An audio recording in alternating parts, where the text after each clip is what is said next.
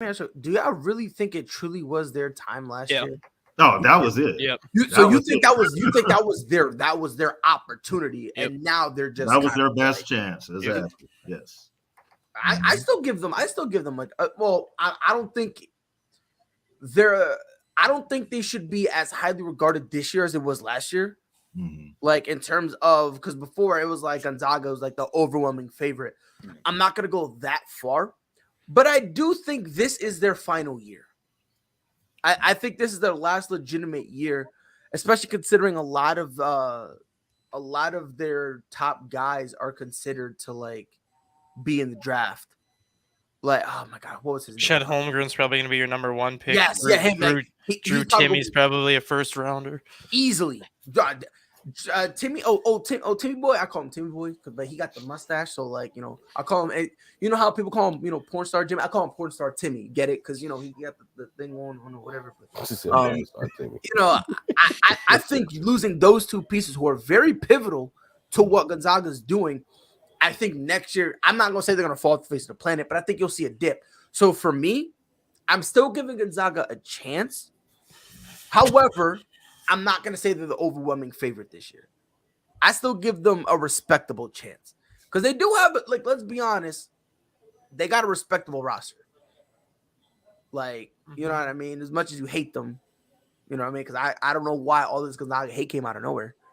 I guess, it's I guess it's like the Patriot effect, I mean, when you're just successful, the world hates you. But I don't know. I think Gonzaga still has a chance. How is Murray State ranked number 19? Murray State's good. If you have not watched Murray State play, Murray State is a legit Murray State team. They ended with a 20-game winning second scoring margin in the East. I think they're what, 7th in the East? Yeah, in the East bracket they're 7th. Oh, they're only a 7?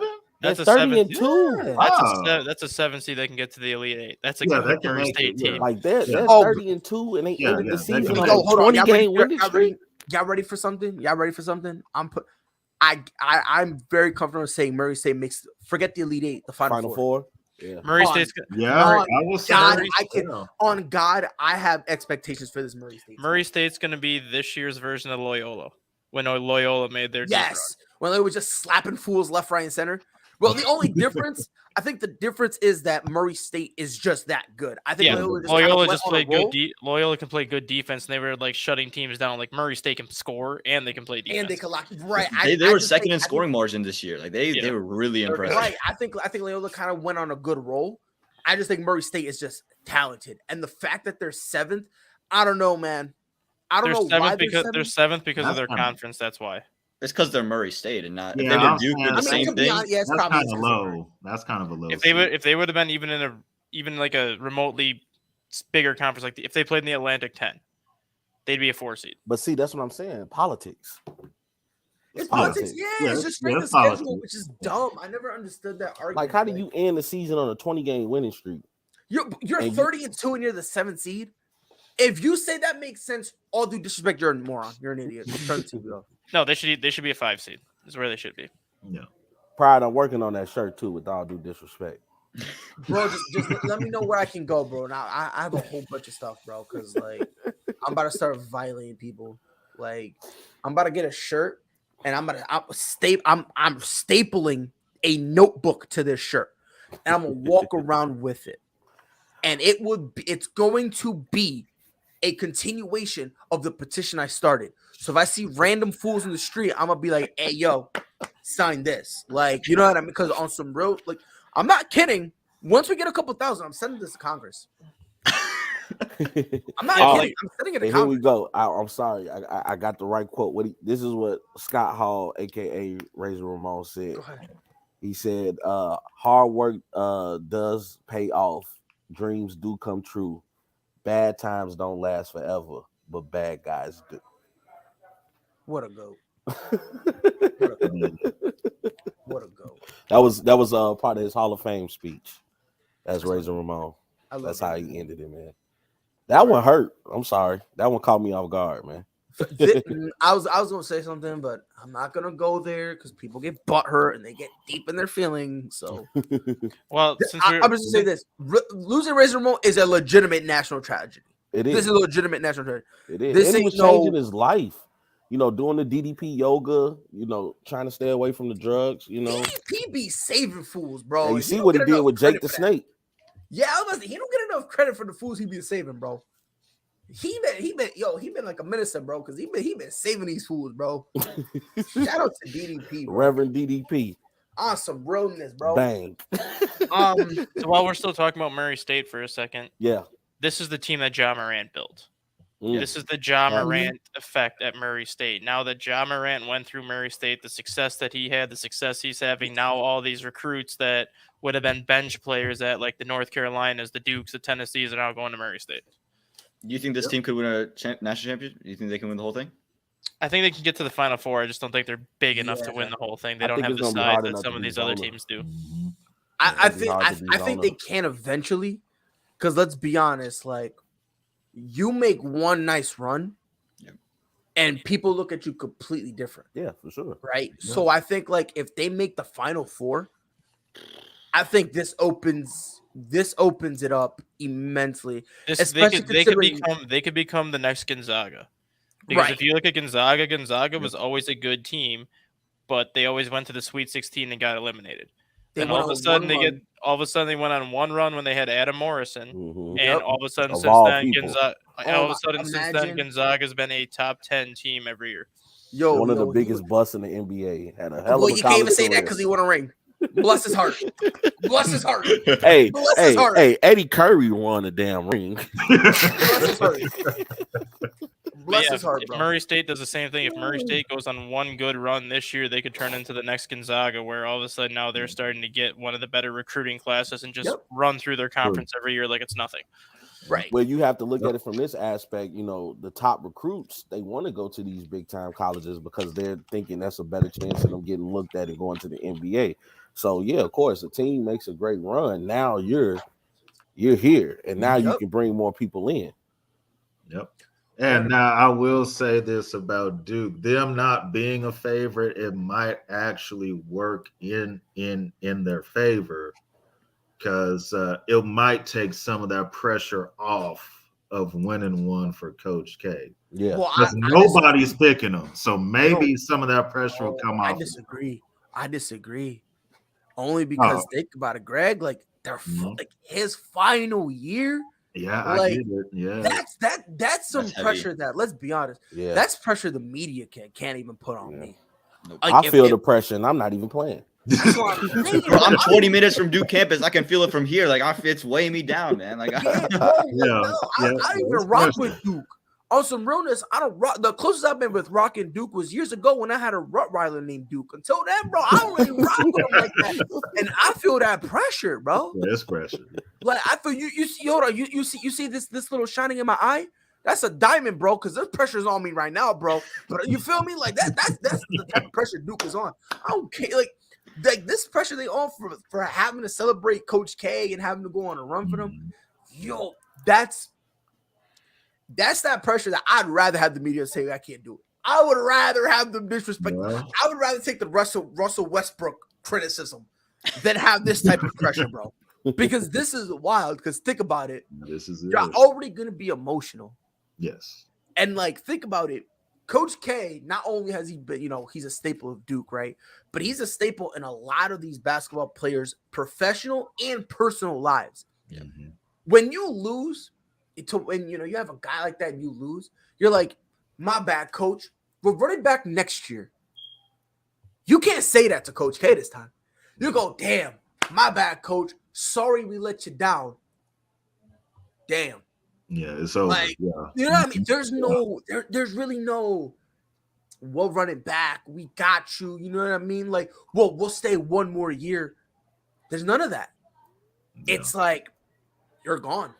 Like, you know what I mean? We got to live with whatever happens. So I think that type of pressure, I don't think it's gonna destroy them. Mm-hmm. Maybe. Man, I don't think they're gonna bounce in the first round. No. But I think Sweet 16 is where they meet their end.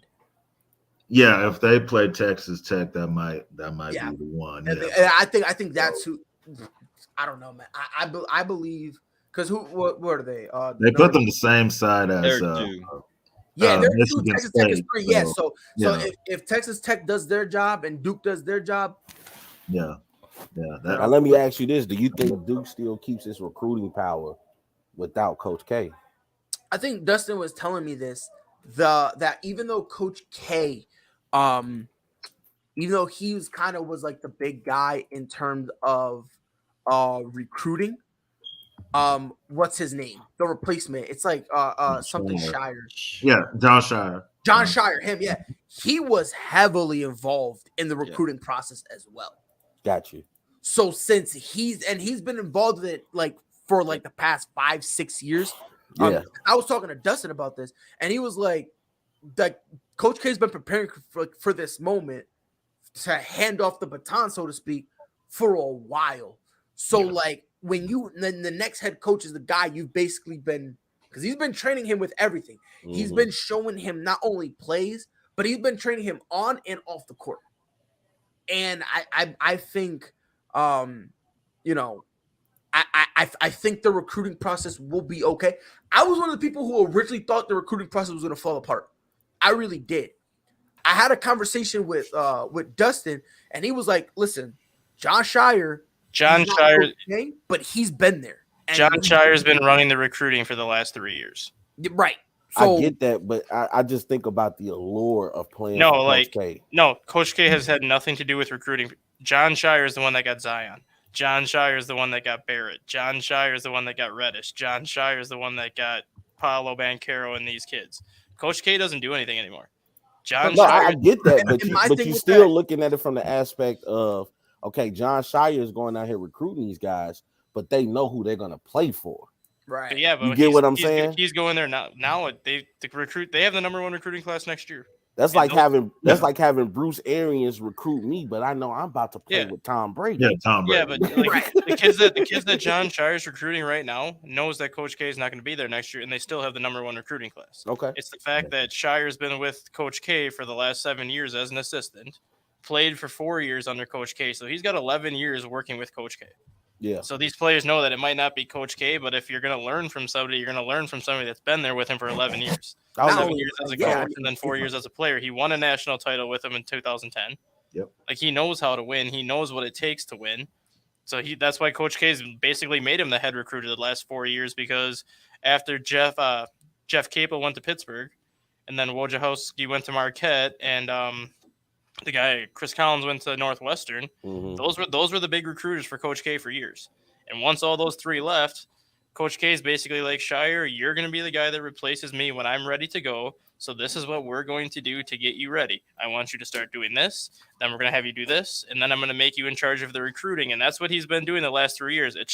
Coach K still goes to like the high school games, but it's John Shire, the one that goes to these players' houses. It's John Shire that drives across country to meet with these players and these families and basically to pitch coming to Duke. Coach K does absolutely nothing anymore besides just kind of sit back and just let Shire do his own thing. Mm-hmm. Yeah. So, I really hope I'm reading this right, because if it is, I'm getting lit tonight, bro. Oh, my bad. Said out loud. My bad. No, I regret nothing. I'm getting turned. Maybe a little too turned.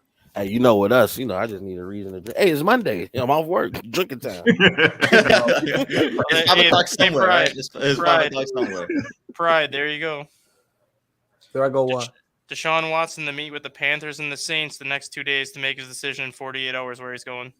Oh, boy. I like Deshaun to the Saints. Yeah, Saints would. I like Deshaun to the Saints. And guess what? I would like that, and guess what? I would love him to New England, but guess what? It just won't happen. Oh, I would love it. It won't happen, bro. You could take McCorkle Jones, bro. I will. Bro, hold on, relax. Pride, don't even, man. If you got Deshaun Watson, I'll give him McCorkle. I'll take Deshaun Watson, and McCorkle's gonna be on the bench. And there's more news out of Green Bay too, which we'll touch on that in a minute. But can I get my picks on the bracket quick, since I had to step off for a second? Did we even do our picks in the bracket? No, because you were asking like Greg, like who he favorite. Thought was yes, my bad. Go ahead, Dustin. Yes.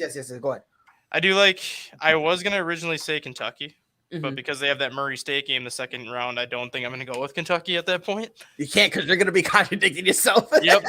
I do like Greg's Arizona pick because I think Arizona has the easiest path in terms of the Yes. number 1 seeds. When you look at the bracket top to bottom, I think they have the easiest route to kind of go through the whole thing. Tennessee's a sleeper to me. I do like Tennessee. I think they kind of got shafted with the number 3 seed that they got, so you might see them kind of come in with a chip on their shoulder. But this might be a homer pick for me just because I'm kind of with Greg on this one, and I am a Duke fan. Mm. But for some reason, I just think Duke finds the magic knowing that this is Coach K's last run. I don't know what it is. I really don't know if hope it's just so. because I don't know if it's because I like Duke or whatever. But we've seen this Duke team from basically the end of December to the beginning of February basically look like the best team in the country. They had that That's they had true. that, they had that 12 or 13 game run where they looked like the best team in the country hands down, and they were not only winning games, but they were dominating teams on both sides of the ball. Yes. They know how to play that way, and they've shown they can play that way. They've already beaten Gonzaga once this year, which Gonzaga is in their bracket, so they know how to beat Gonzaga because they took Chet Holmgren out of that game. Yep. I just think for some reason Duke figures it out. It might not be pretty, but I think they figure out enough magic to get Coach K at least to the Final Four in his final year, to at least send him out kind of on a high note. I hope so. Let's do it for Coach K. I hope so, man. Matter of I fact, I'm gonna really be do. that guy. I hope they get bounced in the first. Who they? It's that Duke effect. They could very much get bounced, bro. Yeah, CS like Fullerton, bro. I'm t- Duke will lose to CS Fullerton. That's just the thing they do. I swear. The to God, the second round game scares me more than their first round game if they get Michigan State. I just tell you about Pride. He wakes up in the morning and he got two choices. It's like you're gonna have a great day. Or you choose violence. He He said, "I'll chooses for the violence latter." every day. He got a dove on his right side. He got the gun on the left. He said, "Nah, we got the Glock out today, bro." All day. Y'all ever dog. seen Jay and Silent Bob Strikes Back? Hey, he got the two devils and they jumped the angel. Nah, not even. Amon, who you think is gonna win, bro? Who you got as a favorite right now? I like Zona a lot. I like Arizona a lot. You like but Arizona?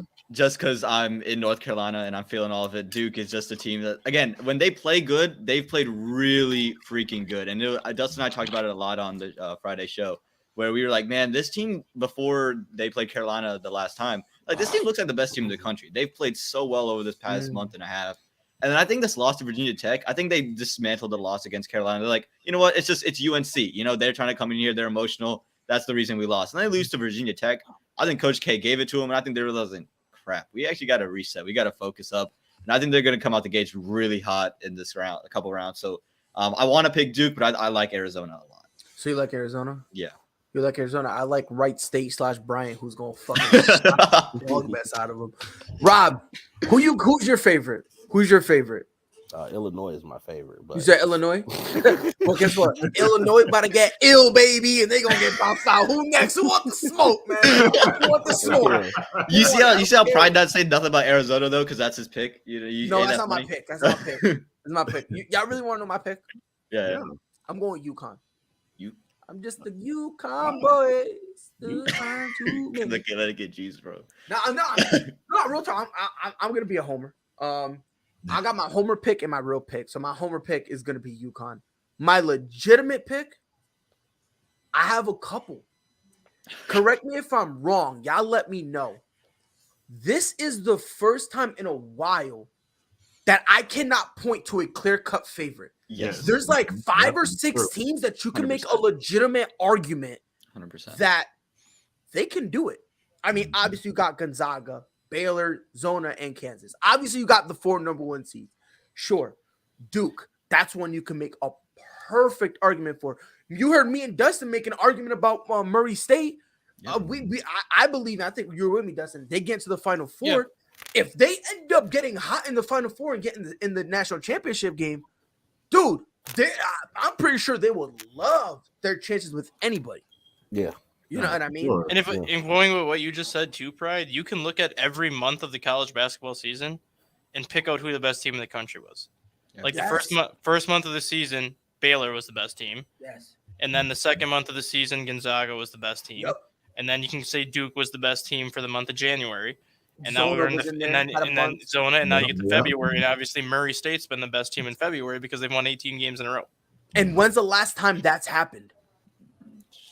I don't remember it. If Never. y'all remember it, let me know. But I Because don't remember it. last year was Gonzaga and Baylor all year. There's All nobody year, even but close yeah, to they those would be two so all Right, year. right.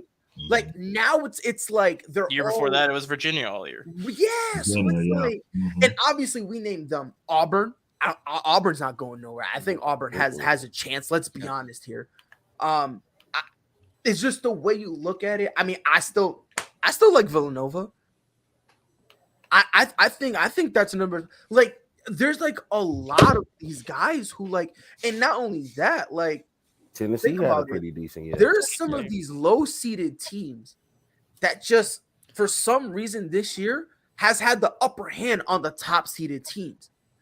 Because So like, the low-seeded teams aren't afraid anymore. no, After there's no fear. After They're- what they're Loyola did, after what UMBC did to Virginia when Virginia was the 1 seed, these low seeds don't fear these number There's 1, like- number 2 seeds anymore. It's been like They what, don't. 3 years straight that a low seed has went on a legitimate tear. Yeah. Like 3-4 They don't years. fear anybody Like, anymore. Yeah, like all these lower seeds are like, They're finally minute. starting to understand it just takes one game. yeah, One game at a time. Because it's instant. It don't matter who you play. If you get the win, you get the win. So you understand, all right, this is a winning formula. Yep. Mhm. Like that's really all it comes down to. Like you can take all your metrics, all your strength of schedule, you can take your coach, you can take all that. At the end of the day, when you win, you did something right. So you then use that to develop a winning formula to go from there. And it's exactly what you just said for the high school game that I was at on Thursday. The team that won was like a 24% shooting team from 3-point range. One of the worst 3-point shooting teams in the state. They go 16 to 23. Got Like hot. that's 16 to 23, and they win by like 20. And like, really? Clean buzzer beater, might I add, bro. No, not that game. Not that game. Oh, not that one? I was at another one after that one. Oh, I was about to say. I mean, I would have done that the buzzer beater better. Yeah, but the game that I was on after that, the team shoots like 24% from 3. They go like 5 of 22 every single game. All of a sudden they go 16 to 23 in this game and win by 20. I'm like, wow. You gotta, and that's just how I look at it. Like I'll be honest. Maybe it's just me. I think in the West, you could make an argument 1 through 5 has a legitimate chance. Yeah. I think in the East, I think you can make an argument 1 through 4. I think St. Mary's may be, but I'm taking out St. Mary's and putting in Murray State, who's 7th. So that's another 5 you can make somewhat of an argument. If you look at the South, if you look at the Midwest, I mean, you got Kansas. I still think. I mean, look, no disrespect to the South. I mean, If you look at the South realistically, if you look at the South, I think it's 1 and 2, maybe 3 with Tennessee in there. I mean, 1 through 3. I don't think anybody else in the South is like y'all better put at some that level. respect on Illinois. Put some respect. Illinois is going to lose to Chattanooga. Hold on, real quick. Oh, Dustin, talk to him. Talk to him. Illinois is going to lose to Chattanooga. Oh, bracket buster. And Chattanooga is going to the Sweet 16. They're very similar to Murray State. They play a very similar style to Murray State. They have the best backcourt duo in the country. Not even close. That combine for 43 points per game and shoot a combined 44% from deep. Chattanooga is going to give Illinois fits. It's going to be like Loyola. With all that being said, Real quick, with all that being said, Illinois is 5. real quick. Mind you, it's 1 game. But Rob, I just want to say one thing. Dustin said they shoot 44% from deep. Those two That's guards. not the field goal percentage. That's what they're shooting from a 3-point clip. Those 2 guards at Chattanooga. Yeah. Illinois is in 5. Who Illinois playing? No, they're not playing Chattanooga. They are. Oh no, Illinois playing not Chattanooga. Houston's playing. Oh, they're playing. Rob, Chattanooga. wasn't Illinois a 1 seed last year, and didn't Loyola make them their? Yeah, we're gonna just stop there. Hey, Illinois in 5. Bro woke up and chose violence. Dustin. They talk about me. They talk about me. Dustin just came out. Didn't Illinois have Io and Kofi last year? And didn't Loyola beat them by 10? Stop. And didn't He's dead. He's didn't Loyola lead that game all 40 minutes? Illinois never led in that game against Loyola. No. At this point, you're just killing a dead body. No like, what are we doing at this point? Like, I'm still hurt from what was that 2006 when we lost to Sean May. Oh yeah, that's right. North Carolina, yeah, that's right. Yeah. Yo, And I'm Felton. telling you this. Yeah. And your mind, Rob was talking, Greg. Rob was talking about how I choose violence. Look here, man. I'm gonna say this right now. When Dustin chooses violence, it's not peaceful. Man, It's a machine gun, bro. he It's went very from accurate. right. Speaking of gun, he went from stat guy to strap guy. I'm Have you ever seen Chattanooga's logo? It is a train. They are going to run over Illinois like a runaway freight train. Dustin, what did Illinois do to you? I thought you were a Cubs fan. I picked Illinois to go to the Final Four last year. That's what they did to me, and then they lost to Loyola. Wow, I love it here. I love it here. And I like Notre Dame more than Illinois, so I'll take Notre Dame over Illinois. Hey guys, Nah, if you're watching this will show, this is how we say we love each other. You know, Yeah. Now, Apparently, Dustin loves you more than I ever could, dog. I will say this about Kansas. Living here in Kansas City, there's a lot of Kansas fans. They are the most irritating fan base in all of sports. And Well, Bill they're not more irritating than If Cowboy Nick Wright's fans, part of but Kansas City, pretty fan, close. and Bill then Self is the number most overrated coach in I'll give you college. this. I'll give you this. Kansas is going to find a way to. They're. choke. I was about to say they're without a shadow of a doubt. Kansas Jayhawk fans are top 5. Yeah, they're easily. top. I think they're top 5 easily. And Bill Self is the most overrated coach in college basketball. So I'm gonna stick that in there too. Yeah. Jeez.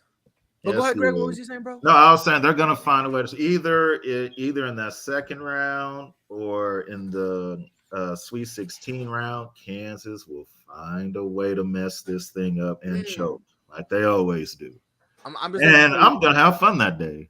I'm glad. Matter of fact, just for that, Greg. I hope your son, when he's born, I hope he's beautiful, and I hope you hold him and give him kisses, and I hope you train him properly. I want you to throw all types of Duke propaganda in this young man's face, and I hope and pray I hope he picks Kansas State as his team. I hope he picks Kansas State is fine. And I want to double down on it. I hope he looks at you in the eyes one day, preferably at his wedding day, when you're saying, "I'm proud of you." And I want him to look at you. And instead of saying, "Thanks, Dad," I want him to say, "Dad, Coach K is overrated." I want your son to say that in your eyes. But I don't want him to do it when he's young. No. Greg gonna say, "Pay for this wedding yourself." That's what Greg gonna say. I think Greg would have a heart attack if that happened. Yeah. Swear yourself, just proud of you. Greg gonna go like, huh? Well, And then he gonna start punching desks and whatnot. He gonna start. Man. But we still got more show for you guys. But let me play a quick commercial. Ladies and gentlemen, we'll be right back. Get ready. This summer, the Arena League Sports is on ASAP Network. Tune in live on either the Tiki Live or Roku app, as well as your smart home TV.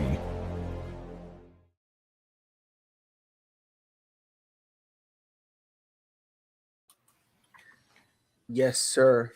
Coming soon. Pay attention to our socials, and we will be giving out more information as the time arises. Greg, what you said about those Kansas fans too. Bill Self is in his 19th year as Kansas's head coach. He just doesn't stop. He's had the number 1 seed in the tournament 12 times, and he's made the Sweet 16 4 times with the number 1 seed. I think at this point he just doesn't just want violence. He needs to have a 2 or a 3 seed to make a deep run. He does not get a deep run when he's the number 1 seed. I love it. He doesn't. Someone get an ice bath going because we got. I'm saying, yo, relax, D. Relax, Brody. Relax. Bro, who's messing with you at work today, dog? Who hurt you right now? I am happy at work because I'm in my last week at this job before I start my new job. So I'm on the I don't give a F anymore. No graduation, dog. It's deeper than that, Amon. I don't care what he says. Greg, it's way deeper than that. Like, also on some real stuff, his boss came in there and said something, and I guarantee Dustin said, "Hey, yo, look my you know what." I'm almost positive. The fact that my boss told me that he's been GPSing my car for the last 2 months. Yeah, I pretty much said, okay, we're done here. Oh, that's beyond scandalous right there. I'm kicking him in his shin. But Devontae Adams told the Green Bay Packers organization, y'all want to franchise me? That's cute. I don't care. I refuse to play.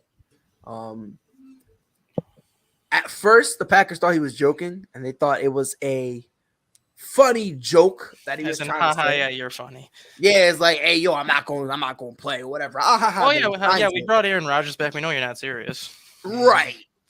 And then when he went, like, he was like, by the way, I'm not kidding. If this is correct, he informed them via text, which, if that's true, bless your heart, bro. Bless your heart. I've broken up a girl via text before. It's easy. It's easy. No strings attached. It's easy. Oh my god! Wow. For all you young gents out there, if you ever break up with a girl, listen to your boy. Do it via text. No, don't do that. Don't do that. Don't listen. Look here. Listen. To Pride. Don't listen to Pride. Hold on.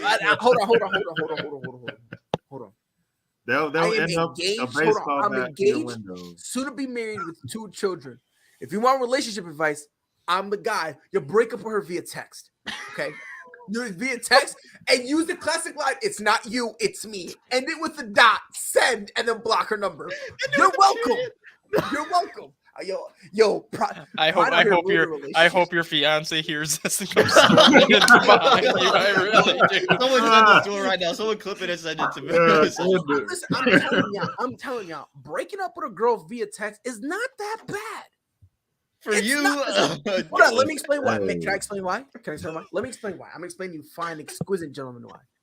First of all, when you do it and she wants to yell at you, guess what? She can't yell at you. She does it in all caps. So now you got no headache. Boom. Aspirin, ibuprofen, Advil, gone. I don't need it. I'm saving money. There, right? So that's one. Two, guess what? It won't kill my vibe. I can go. I could hoop. I could smoke on that Nets pack every time the Celtics beat the bejesus out of them. You feel me? I could just do me. I could relax. I could go on Call of Duty. I could do whatever. No stress. And three, let's be honest here. Let's be honest. If you break up with her, she did something wrong, right? Like something ain't clicking. Why would you end it and let her get the last word? Nah, I'm getting the last word, text, voicemail, phone call, you name it. I'm getting the last one. I'm gonna text you and block you. I'm good. I'm chilling. You feel me? Then after like 2 days, unblock her. If she's still blowing you up, you got a chance. If not, it is what it is. But I'm telling you, boys, via text. I'm saving y'all stress. I know this is not a popular and our ASAP followers just went down 250. But she knows where you stay at.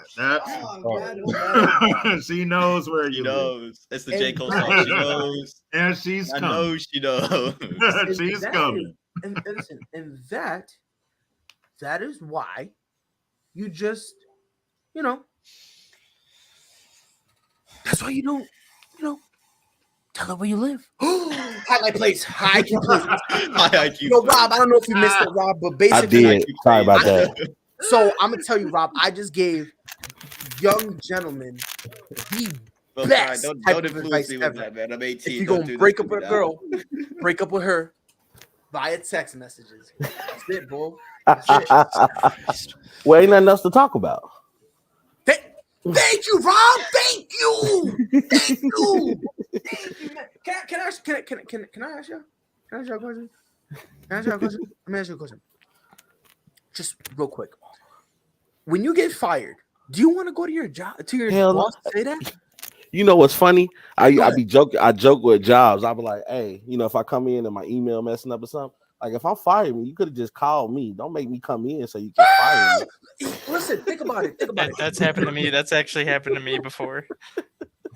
My first ever job when I was in high school, I held until I was in college, and I go away for Thanksgiving break. I went away, came back, and they fired me the day I got back. I'm like, you could have called me when I was on break, and I came back. I mean, you didn't have to make me come in. So you would have preferred that they broke up with you fired you via phone call or text message, right? You ain't gotta call me, just text me. At least they called me. Not a You got text. full circle. But at least they You can called shoot me me. a text. I would have rather had them call me instead of having me drive 45 minutes from college to show up for 10 minutes for them to tell me, "Oh, by the way, you're fired." Oh, well, And you you could have, save gas, called right? me. You said gas, Yeah, bro. Gas save is gas. expensive now, man. Gas You could have, expensive. you could have called me. I would have just, stayed at college, and not made High the drive. plays, bro. Hey, you can text me, and I'm just gonna text back. Cut the check. Bro, see, high Q plays, bro. I'm telling you. But no one ever wants to listen to me. The one time I give y'all legitimate advice, y'all poo-poo on me. I'm I just said so what I excited. said. The goat is back. Oh, what? I'm a mess right now. I'm a mess. I was drinking earlier. I've been. Now you know why he up gave you this since the morning. advice, everybody. Yeah, I've been up since like 6 a.m. Did you see what LeBron said? Yeah, bro. If that's real, he was like, that's man, my goal. when I saw you go for 54, He's like, all right, I'm coming texting back. No, that we wasn't in real. They competition. put in the caption that one real. If it, I don't care if it was, bro. Matter of fact, I'm calling it real. I don't care what no one says. I'm calling it real. But I do think they got like an eternal competition, like because they see the age. Yeah. They know competition, bro. they Brady know here, what it LeBron is. here. Yeah, it's just Well, Hey, whoa, hold on. Oh, Now Lord, that you I got- can agree with. Whoa, Greg, I get can that at agree your heart. with. Listen, hold on. Come out. I'm on. yes, sir. Just like that. Whoa. Hold on. Time out. Rewind. Pause. Rewind. Time out. Pickles. Just hear me out. They're here. Everyone else is down here. Can we agree on that? Agree to No. disagree, Amon. Just No. agree to disagree. We'll agree to disagree. So So, where's Michael y'all heard it. Jordan? Amon agreed with me. So where's Um, Michael Jordan? At? There's a disagree at the end. What?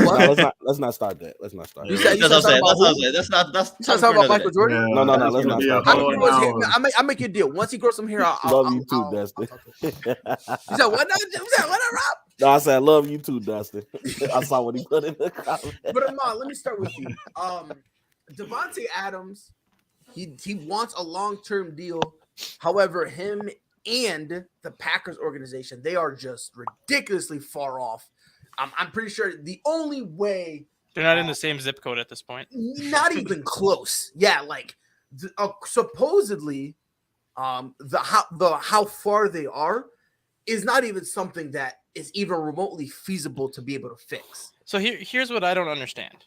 And I said this earlier in the show. The Packers cut Zadarius Smith Yes. to free up $15 million in cap space. Mhm. An hour later, they re-signed Preston Smith for 4 years at $54 million. So The money that you just cut Zadarius Smith on, you Who the just heck gave is it right that? to Preston Smith. So linebacker, President Smith linebacker. how okay, are you okay. planning on giving Adams this long-term deal when you literally just freed up $15 million to get him, and then you just gave it right back to Preston Smith? Low IQ plays. Probably Yeah, got he high said- IQ plays. Just low IQ. like, Hey, he That's- said I'm not playing under no franchise tag. You shouldn't have to. but here's the question I'm posing to you guys. Do you see this being another Le'Veon Bell 2.0 situation where he takes the year and no? So y'all think he eventually he's not signs taking on the the Packers- The Packers will trade him for assets before they will let him sit the whole year and risk not getting anything for him. But you can't trade him though. You can. No. If the Raiders want him, Raiders can give the Packers picks, and then he can sign a long-term extension with the Raiders. Oh, so you're talking about like a signing trade? Yeah. Does he even want to go to the Raiders though? He was because didn't he say he wanted to play with Derek Carr? Yeah. He They were at Fresno State together. He said Yeah, I that. remember he wanted. Yeah, to because kick they were him. at Fresno State together. Oh Lord. Yeah. They said, he And wanted. Derek Carr openly They admitted that said- he Greg, was Greg Adam. shaking, bro. He's saying, "Man, I got Russ in my division now. I got Devontae Adams. They said- Come on, He's like, man. "Brr." I'm trying to get to the Super Bowl and play They top. said- Brady. they said- I got Devontae to do it. What's They going set a lot on, of bro? records at Fresno State, and Adams already said that if he ever leaves Green Bay, he wants to play with Derek Carr again. Well, you got to also understand. And the too, Raiders lost Ruggs. Adams understands that he makes Aaron Rodgers look good. And the Raiders lost Henry Ruggs. They need a number one.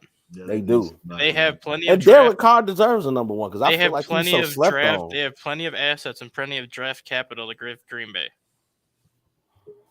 Oh, okay. All right. Okay. That's so good. That's so good. All Oh right. man. Oh shoot. All right, we'll see. What up, Mike? Hey man. Yeah, you just look slammed right now, homie. Looks like he's in an art gallery. Thanks. You like that? You like that? So, Mike, you're the smart guy here. Do you agree with what I said that if you're gonna break up with a girl, you should do it over text? I've done it over text a lot. Thank you. But So should you? If- Michael, if that's Mike- not the question. Have you? It's should you. It's should you. It's less stress, right? It's less Yeah, stress. I mean, yeah. There's health benefits. There's no downside. Women are demons. Pride's fiance is an amazing woman, but aside from that, women are demons. So And she I had a girl, knows where you lie to live me at. that she had cancer. So No. yeah, I had a girl lie to me that she had cancer. oh yeah, 100%. Nah, the story gets worse. The story gets worse, bro. Oh man, should I tell the story? Because if I tell the story, bro, it's embarrassing on my behalf, bro. I was simping for this broad, bro. Use your discretion advised. Use your Bro, discretion. Use the discretion.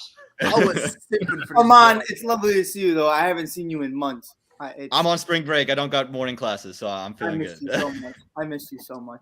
I miss you too, Mike. But Mike, Devontae Adams, he used to play for the franchise tag. They did everything. They just released Darius Smith. I love that shit. Only give that money to Preston Smith. Yeah.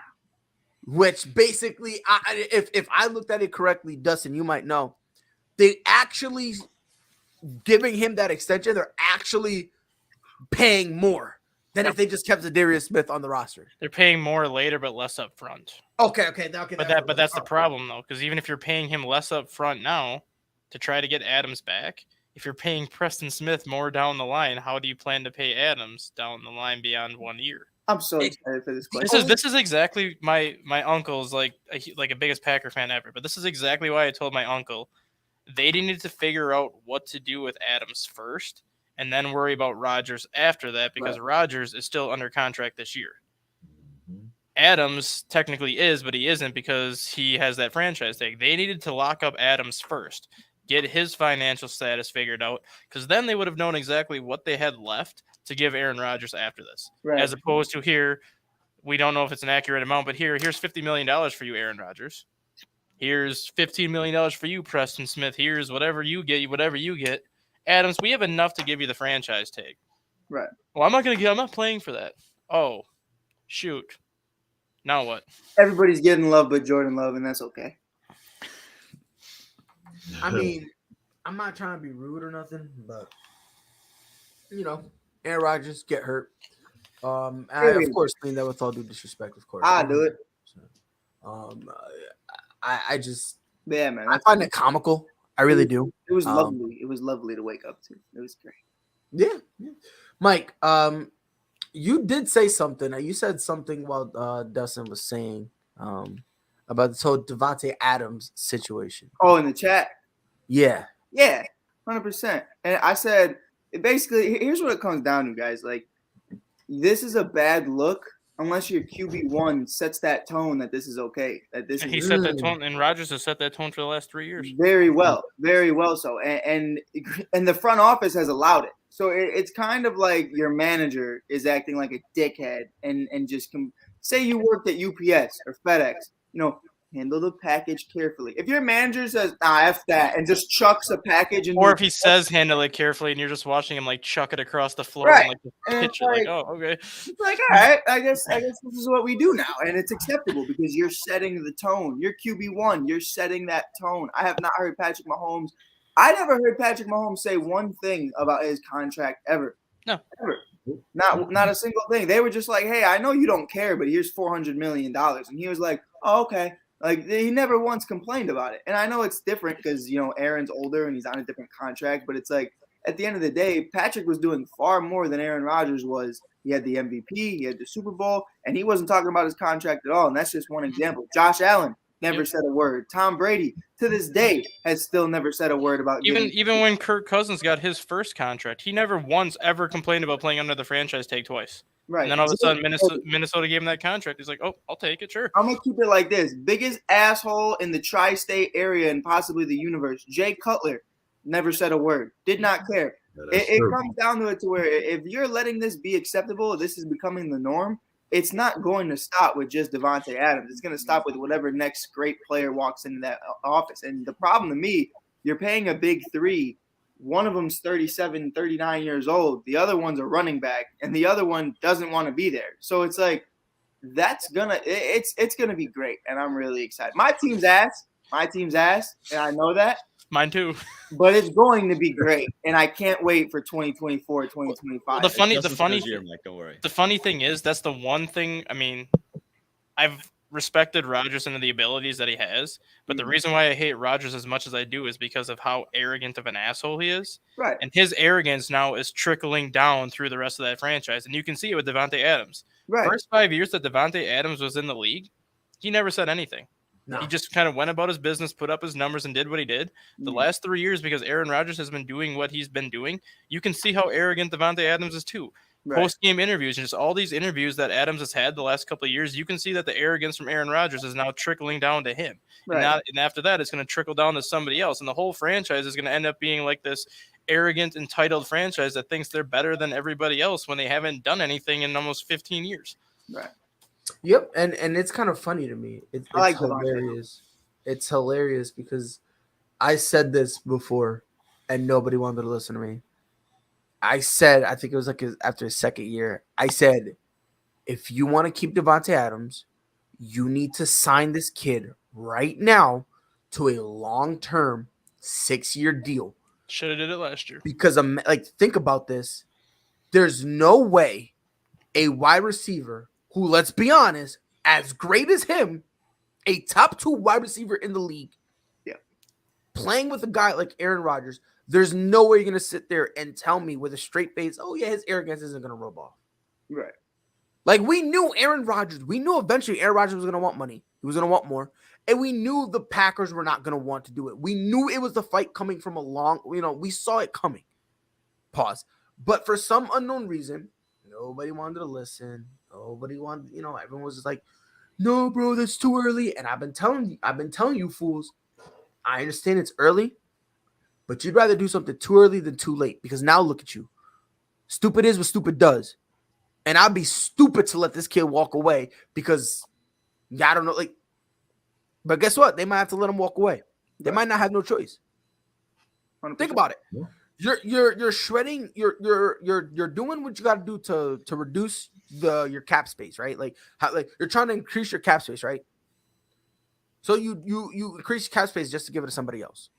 Right. And the problem, Pride, for me was Green Bay did everything right in my eyes. They did everything right. Okay, here, we're going to get Jordan Love. We're going to rock out with, we're going to do the last dance. We're perfectly fine with whatever you want to do. We're fine with that.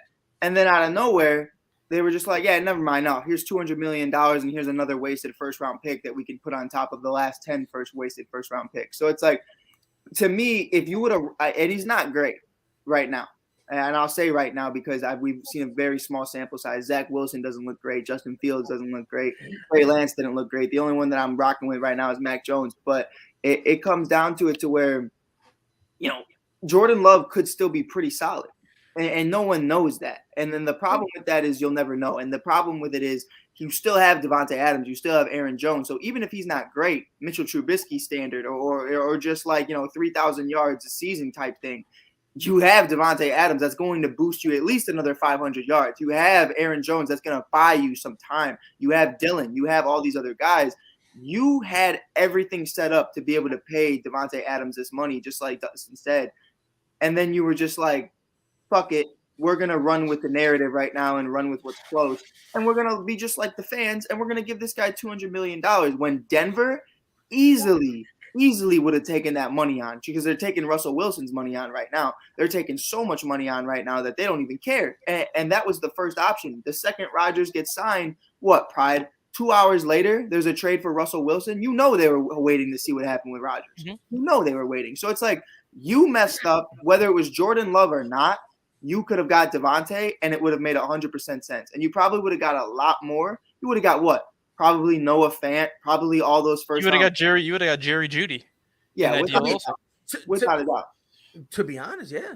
You would have got Adams, Judy on a rookie deal. He's got 3 years left, 5 or 4 if you get the franchise tag on him. It's like you would have got a number 1 wide receiver from Denver, a number 1 wide receiver from Green Bay, probably still Noah Fant, and you A number one tight end in Green Bay, Noah Fant, plus guess defense, plus Shelby Harris on defense, plus picks. right. And right here the funny part, you could have done all that, and guess what?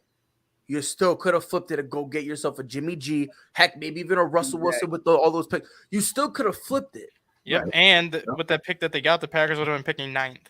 So Right. they could have easily even added to that with that 9th pick that Denver would have given them. Right. And you look at it, I look at it like this, Pride, you have Jordan Love, who's a first-round pick.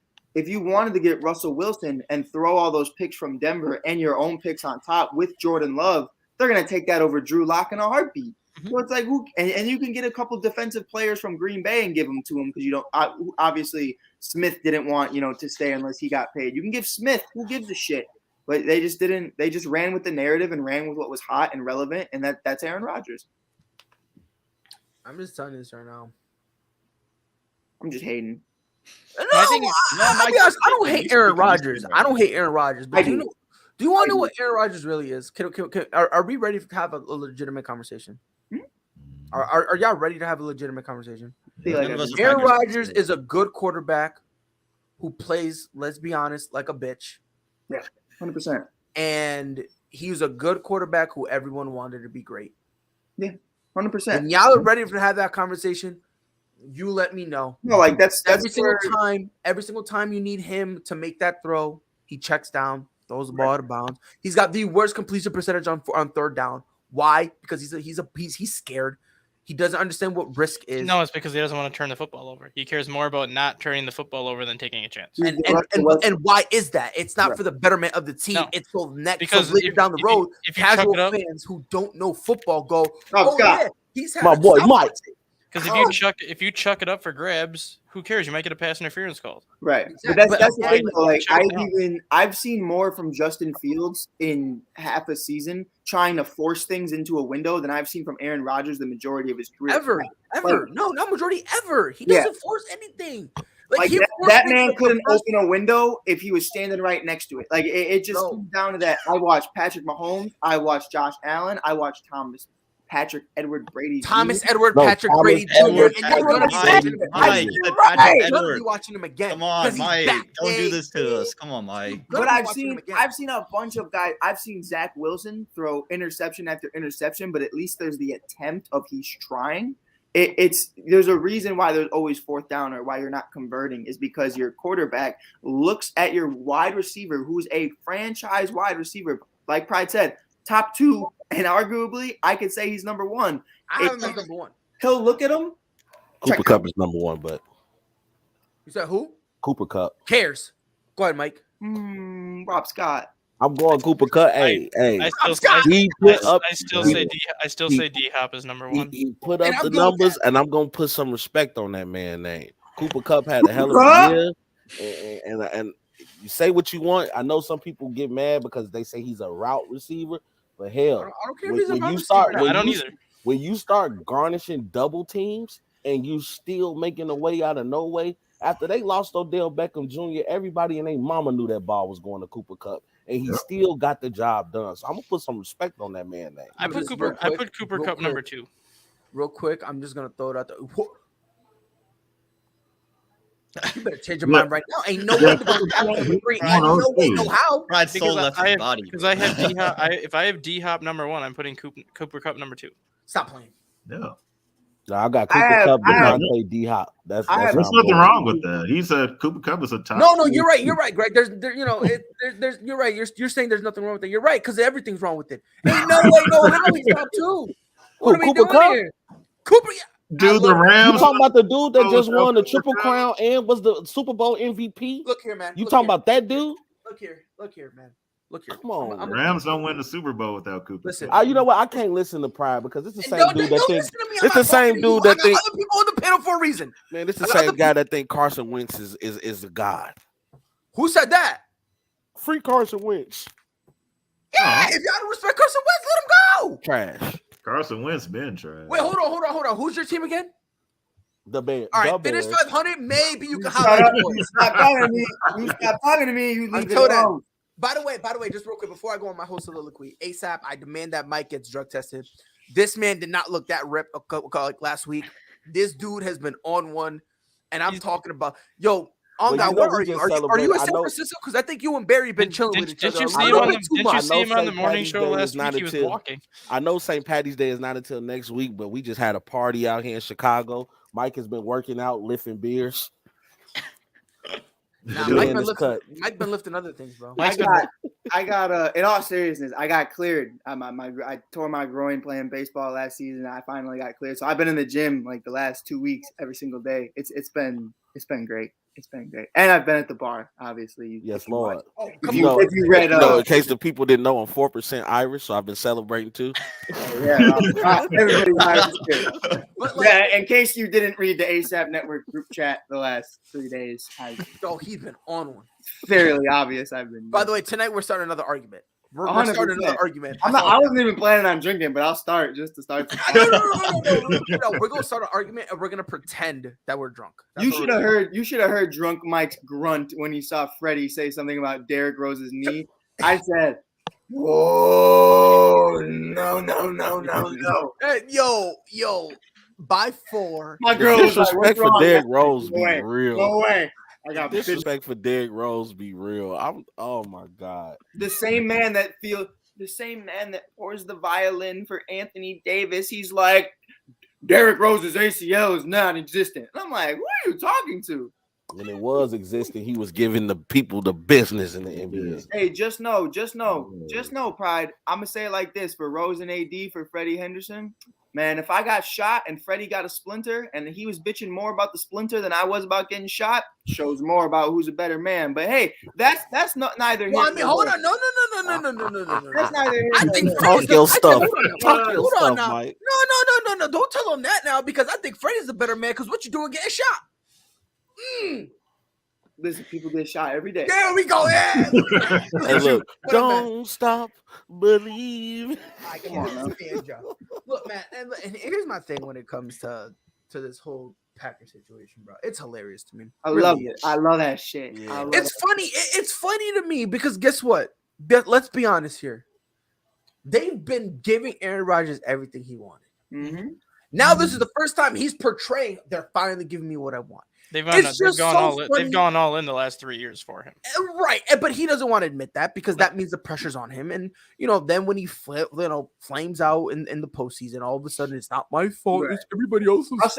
I'll say though, probably not to cut you off to Dustin's point. I think 2020 they messed up. They messed up big time because they could have got Claypool. They could have got anybody and they picked Jordan Love, which I understand.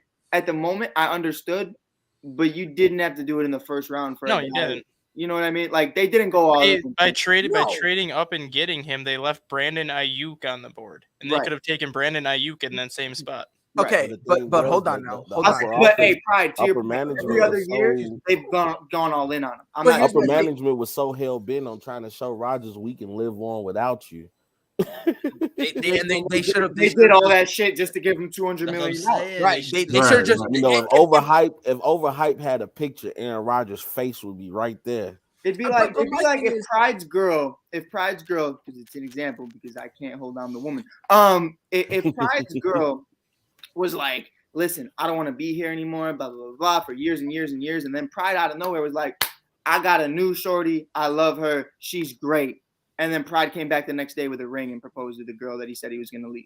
Dumb. That's dumb. What are you talking about? By the way, hold on. I said it's dumb. Hold on. Let me clarify. Hold on. Whoa. Because y'all mofos going to clip me. Hold on. Time out. Hold on.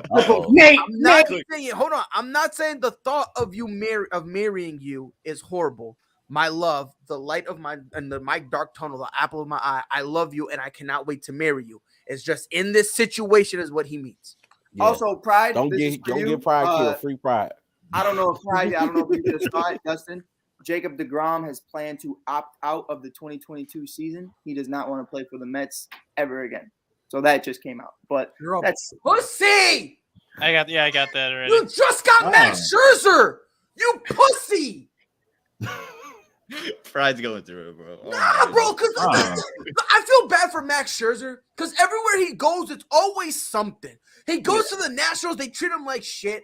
Bryce Harper's a dickhead, like bro, like in Detroit, They never really loved him. They were like, oh, yeah, we got Max, but Justin Verlander. So he never got his love. He goes to Washington. They treat him like crap the whole time and never treat him as the true ace he was. He goes to the Dodgers, and the one time he gets attention, Trevor Bauer decides to be like, let's make 50 Shades of Grey a reality. So then he doesn't get his attention there. Then he goes to the Mets, and then he goes, I'm here to play with Jacob deGrom. Then the clown, who I love, who I think is the best pitcher, who I hate the state of New York, but he's the only dude that I will actually protect and go. He decides to go, oh, now I care about my safety and well-being. Now, when I finally got pitching help, when I finally have the pressure off me, now you care about your safety. Max Scherzer needs to demand a trade.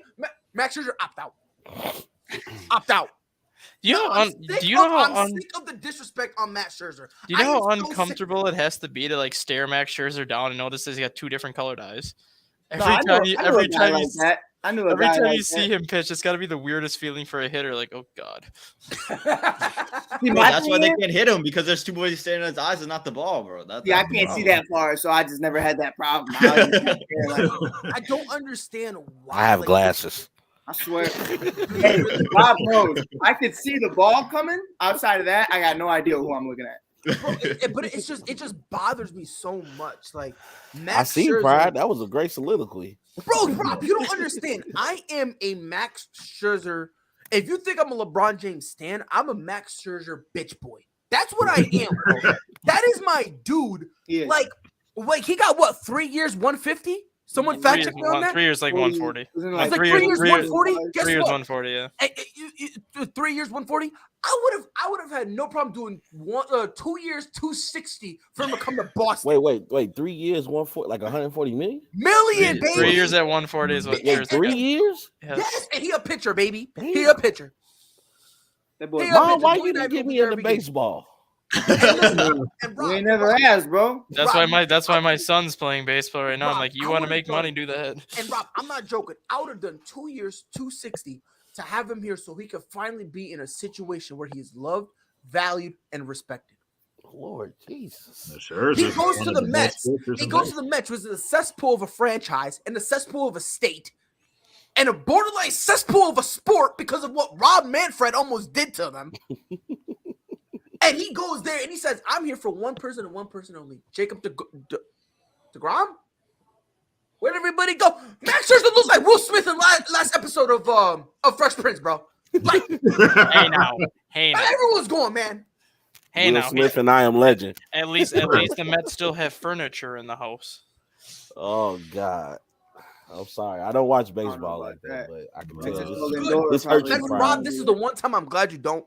I'm so glad you don't. Because I'm gonna put it to you this way. Listen. Imagine if Tom Brady was just completely ignored. Yeah, I'll be hurt. Imagine if Drew Brees went his entire career putting up phenomenal stats and no one caring. Then, when Drew Brees decides to go to another organization, he goes, and imagine he went to Detroit. And all of a sudden, everybody left, and they're like, and imagine he goes to Detroit and he says, I want to play with Calvin Johnson. He signs there, they go, they start loving and hugging and kissing each other, and all of a sudden, Calvin Johnson goes, you know what? I'm retiring. I'm hurt. Matter of fact, I got the perfect example. Kyrie took sabbaticals. Now imagine it's a permanent sabbatical.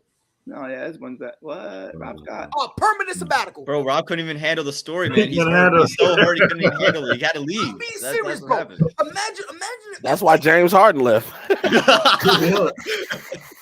No, yeah, 100%. I took a step under James Harden because at least James said, "Get me out of here." Jacob deGrom, I'm looking up. He hasn't even demanded a trade. No, he just said I'm not playing. He just said I'm not playing. I'll wait for free agency next year and take my. That's hilarious. Let that sink in. Let that sink in. I'm not going to demand a trade. I'm just going to sit out. Hey, Jacob deGrom to the Cubs. Let it happen. You do gotta wonder though, and I'm not saying what he did is right, but you gotta wonder if being hurt as often as he was hurt last year has something to do with it. I'm gonna say this right now. And I said this before. I said last year I said Jacob deGrom is gone. I told him to shut it down. Good one, brother. He's gone. I knew he was going to be I gone. felt Not like he only- was a couple pitches away from Tommy John, to be honest, and that's why I feel like this is going to be a big part of it. Is that he's not trying to hurt his free agency stock, so he's just going to say, I don't want to play for the Mets organization, but in reality, he's just trying to stay healthy.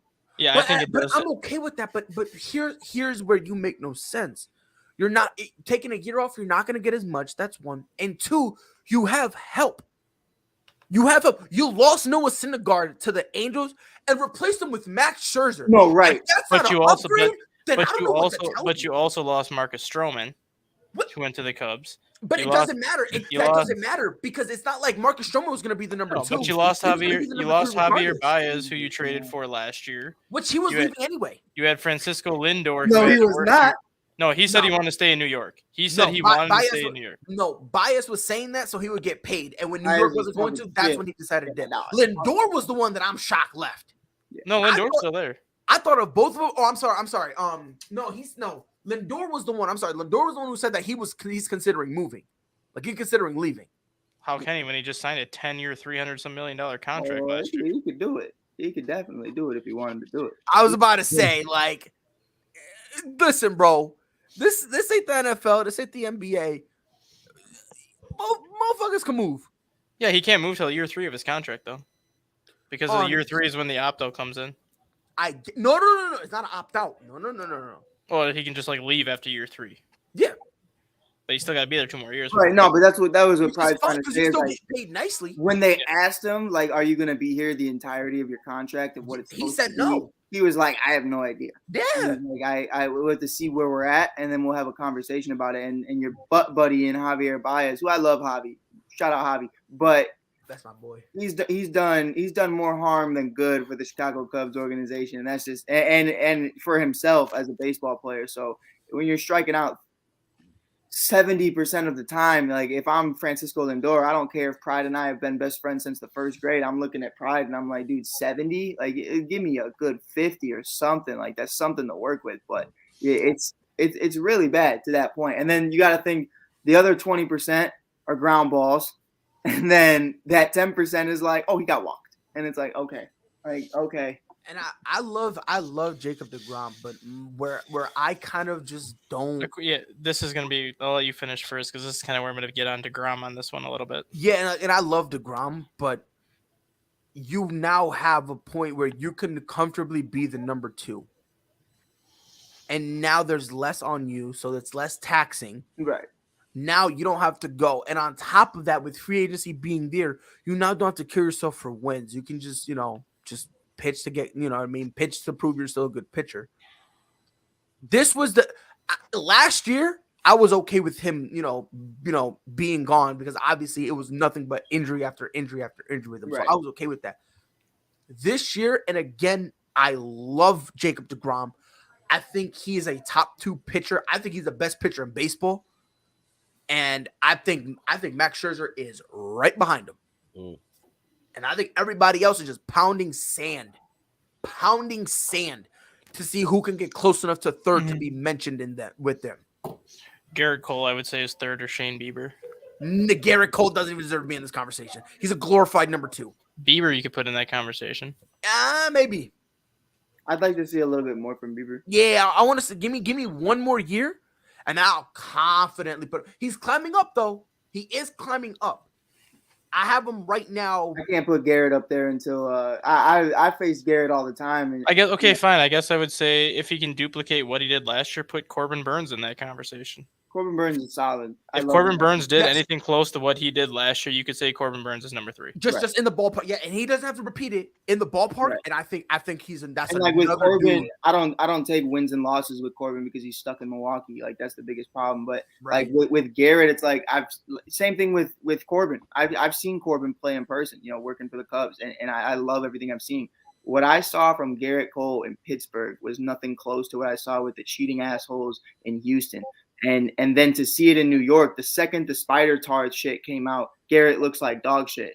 And it speaks volumes to what's going on. And I'm not going to sit here and say that it's 100% factual, but the writing's on the walls and you just got to be smart enough to read it. So, I mean, that's just what it comes down to is that guy is not going to duplicate anything. But, No. Rustin, before you go to your point, I do think Pride, I'll say this.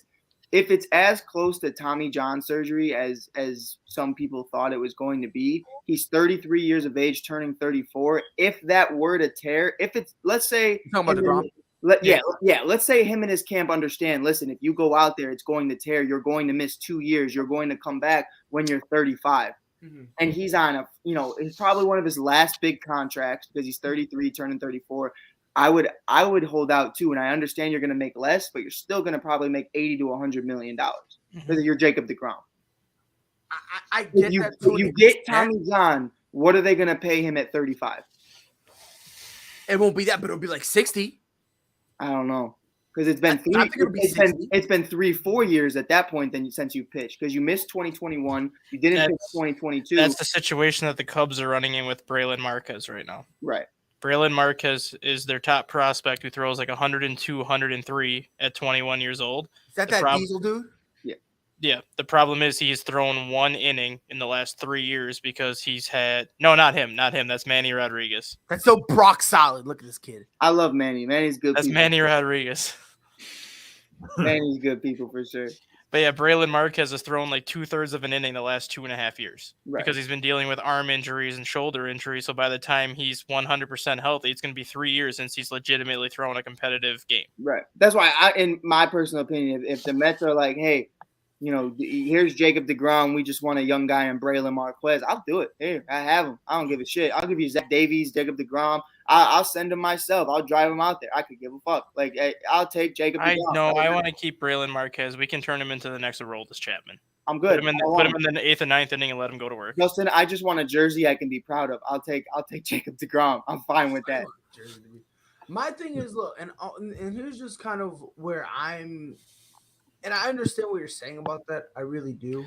DeGrom's big issue right now is he made it clear to the Mets that he wants to be the highest paid pitcher.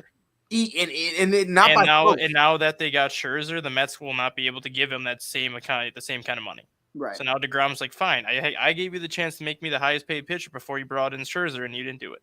So guess what? Now I will opt out and test my luck somewhere else. 100%. Dog, it's just.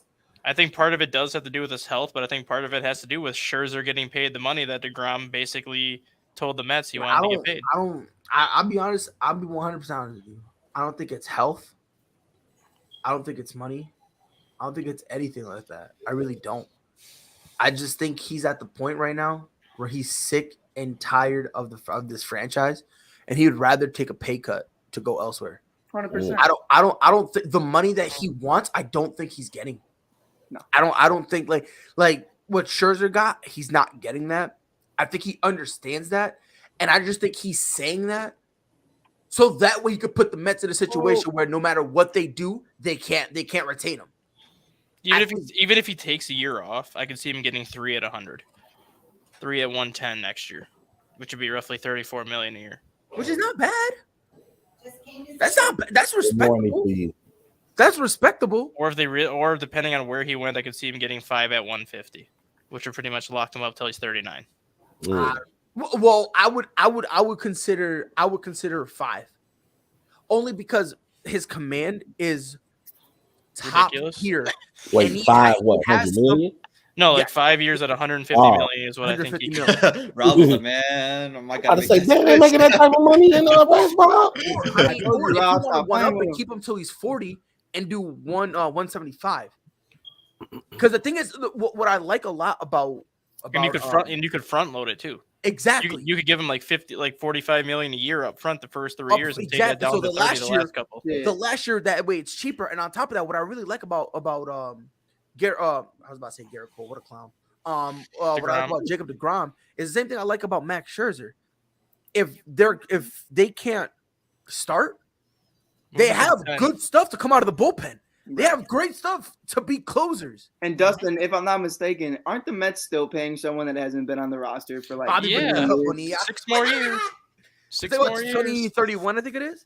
Yeah, like no, he's got I think 30 years is what they agreed to. He's at year 24 right now, so he's got 6 more years of getting paid. His annual $1 million a year. That dude's living. That guy loves his damn life. He's living. But I don't know, man. For me, I just don't. I'm sorry, Pride. Hold on. So Pete Alonso was in a brutal car accident. He says Polar his bear. car flipped 3 times.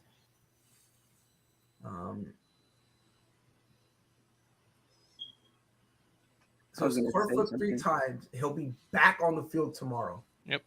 Oh, so he's good. Go. Well, He's I'm a, happy. he's a that's why his nickname's the polar bear. All right, it's gonna take a little bit more than his car flipping over 3 times to keep him off the field. Yeah. What a goat. I just know, So since Mike decided to greet us with his awesome presents, Hi, Dustin. I want him to kind of give his take on our last topic with the new baseball schedule that starts next year and what his thoughts are on it, because I think it's a long, long, long time overdue. Yeah, I mean, Dustin, I'm not gonna lie to you. I'm gonna be very honest. Baseball is my thing. I work for the Cubs. Fernando I've Tatis been Jr. drunk all weekend. I have no idea what you're talking about. So obviously, you know how the baseball schedule works now, Mm, where you play everybody in your division 19 times, then you play the rest of your yes, sir. league 6 times, and then you play one interleague division every year for 20 times. Yes, sir. I'm with you. So starting in 2023, they are going to a balanced schedule and doing it exactly how the NBA and the NHL do it, where you're going to play every team in Major League Baseball. So instead of 19 division games, it goes down to 14, where you're going to have 7 games at home and 7 games on the road. I love that shit. And then you're going to play the NL East 6 times, 3-3. The NL West 6 times, 3-3. The Cubs would get the White Sox every single year 4 times, 2 at their place, 2 at our place. And then the other 14 teams in the American League, they would play 1 3-game series against each one of those teams, alternating each year where they play the game. So if they were in Chicago in 2023, Chicago would go there in 2024. Right. I love that shit. That's beautiful because it's like who wants to wait 3 years to see Mike Trout or Shohei? Exactly. Like it's like I've been waiting. I waited for Mike Trout 7 years. 7 years. 7 or 8 years until he got to Chicago that first time. Yeah, I finally got. Not even that. Like because I love Nolan Arenado. It took forever. Fucking hate Nolan Arenado. Well, and he hates you too because you're a piece of garbage. All right. No, you're Chicago. No, I love Nolan. I hate what happened to Nolan. That they just traded a bag of chips for Nolan Arenado, and I was just I'm so glad it happened. I really am. I'm so glad. You want to know why, Mike? It hurts my team though. Is the problem? All due disrespect, fuck him. All right, my guy's finally out of there. Every guy is your guy except anybody on Boston, though, right? You said what? Huh? You said and everybody's my guy except someone who's on Boston. You said? I'm just saying, like, hey, Pride, I never hear you showing love to any old Boston players. Xander Bogaerts, that's my father. Okay, Rafael Devers is brother. Wait a minute, you were not. Oh, I wasn't here last year. I wasn't here last year. I was a mess. Oh, really? When we made our little playoff run, bro, I was a mess. When we beat the Yankees, I was surprised. I was like, cake. It was easy. We lost to the Astros. Yeah, 100%. I wanted them to take that series too. But, to Dustin's point, though, it comes down to it. Like he said, I waited 7 years to see the greatest player of all time play one time, and he did not get a hit that game. And I was pissed. I was mad. I was drunk. Greg, if you would have seen me, I was going to go out there and I was going to hit the ball my damn self because Mike Trout couldn't hit water if he fell off a damn boat. And, yeah, I mean, it just comes down to it to Dustin, what the fuck did you just say? Jesus Christ. I mean, fuck it. Who cares? They suck. It's fine. It's fine. I know you guys suck. You're a poverty franchise. Poverty franchise, yeah. Poverty. When's the last time you won a championship? I feel like Freddie every time I say that. I mean, a freaking $5 billion owner treating our team like we're a poverty franchise, but I'll leave that for a different day. Yeah. I mean, we want a championship. You don't want to have that conversation. You don't have the conversation. No, I say it all the time. I said the fact. Hey, you know what? I'll say it on here because they just rehired me, and I hope they fire me because I don't care. I'll tell you like this: when I got let go from Wrigley Field, my goodbye notice, my goodbye letter in front of everybody that worked there, they were like, Mike, I'm sorry, we have to let you go, blah, blah, blah. And I said, you know what? You couldn't pay Rizzo. You couldn't pay Bryant. You couldn't pay Baez. Why should I expect you to pay me $15 an hour? And then I walked out. But what I said holds true. You won't pay a single person except the people that don't deserve it. Jason Hayward gets $200 million to do nothing. And then it's like to stand out there and catch a ball in right field, the most unimportant position on the entire team. And I don't care what anybody says. If it's center and left, I respect it. If it's right, you're probably the worst hitter on the team. That's the reality of the situation. And I know that. Except if you're Sammy Sosa. I mean, yeah, but no, I don't know. I don't think right field is the worst hitter. I think you're the worst fielder. Yeah, no, 100%. Right field. Hayward's got 8 Gold Gloves in right field. No, he does, but that's just because he doesn't want to play left or center. Exactly. Yeah, relax. Like when he's a Gold Glover. Why? Because it's by default. Because you got to give a Gold Glove to a right fielder. Like if you're a right field, your arm is weak. Let's call it what it is. Let's not sugarcoat it. Yeah. You're a horrible fielder, but you're a great contact hitter. So they need to put this on. He doesn't have the arm anymore. Yeah, but like what Mike said too, Ricketts got his championship. And now all he cares about is making money with everything that he's built around Wrigley Field. Yeah, instead of putting the money on the product on the field. He only cares about the profits he makes with the hotels, the profits he makes with everything that he's put into that stadium. He don't care if he puts a winning product on the field because Cubs fans are stupid, and I will admit that because no matter how bad the team is, they're still going to sell out every single game. And Ricketts knows he's going to make a profit regardless of what kind of product he puts on the field. Right, but when they traded the core, as someone who was there physically, well, yeah, the first couple like weeks, the first month was terrible attendance. Yeah, but then in September, you started to see the people come back because they started to play well in September again. Right, 100%. But that's why I said he doesn't care because he knows he's going to make profits no matter how bad that team is. Right, and it took people 6 years to realize it, but you could see it already in 2018. Right. That he didn't care about improving the team. It was more like, we're just going to build around Wrigley Field, make all this money that I can make 12 months out of the year as opposed to 6 months out of the year when I have a baseball team. I don't care if we're your last place team. I'm still going to make money off of what I built. Right, 100%. And do you remember his press conference? You know, when he bought the team, do you remember this press conference? Yeah, and it was talking about wanting to change the narrative and try to. Well, not only that, he said that he didn't actually want to buy the team. Right. And that his dad talked him into it because his dad basically said buying the Cubs is an investment because no matter what they do on the field, fans are going to show up and fans are going to spend money. Yeah. So right there, that tells you that he was never really in it to win it. He was in it to build a winning team to get the people to show up. And then once they showed up, and now he's just treating it like a business where he's just going to do what he needs to do to make money regardless of what the product is. Yeah, it's just coming down to it at the end of the day. Like it's like. And Pride, I know you understand it because Boston was kind of the same way for a little bit, but you know, Theo came in, and even when Theo left, like they still kind of kept that culture, kept that understanding of, okay, we're going to start using money, we're going to start bringing guys in, we're going to start drafting and evaluating talent. Theo Epstein, to me, did a great job, did a phenomenal job with the Cubs, and I felt like they could have been a potential dynasty. Where he messed up was trading the entire farm for question mark guys who they're going to become the face of the franchise. No, they're not. And that's been his biggest knock, even going back to Proston. I think probably can attest to this too. Theo Epstein is a master for building a championship team. Right. His biggest knock is once he builds that championship team, he has a difficulty sustaining it.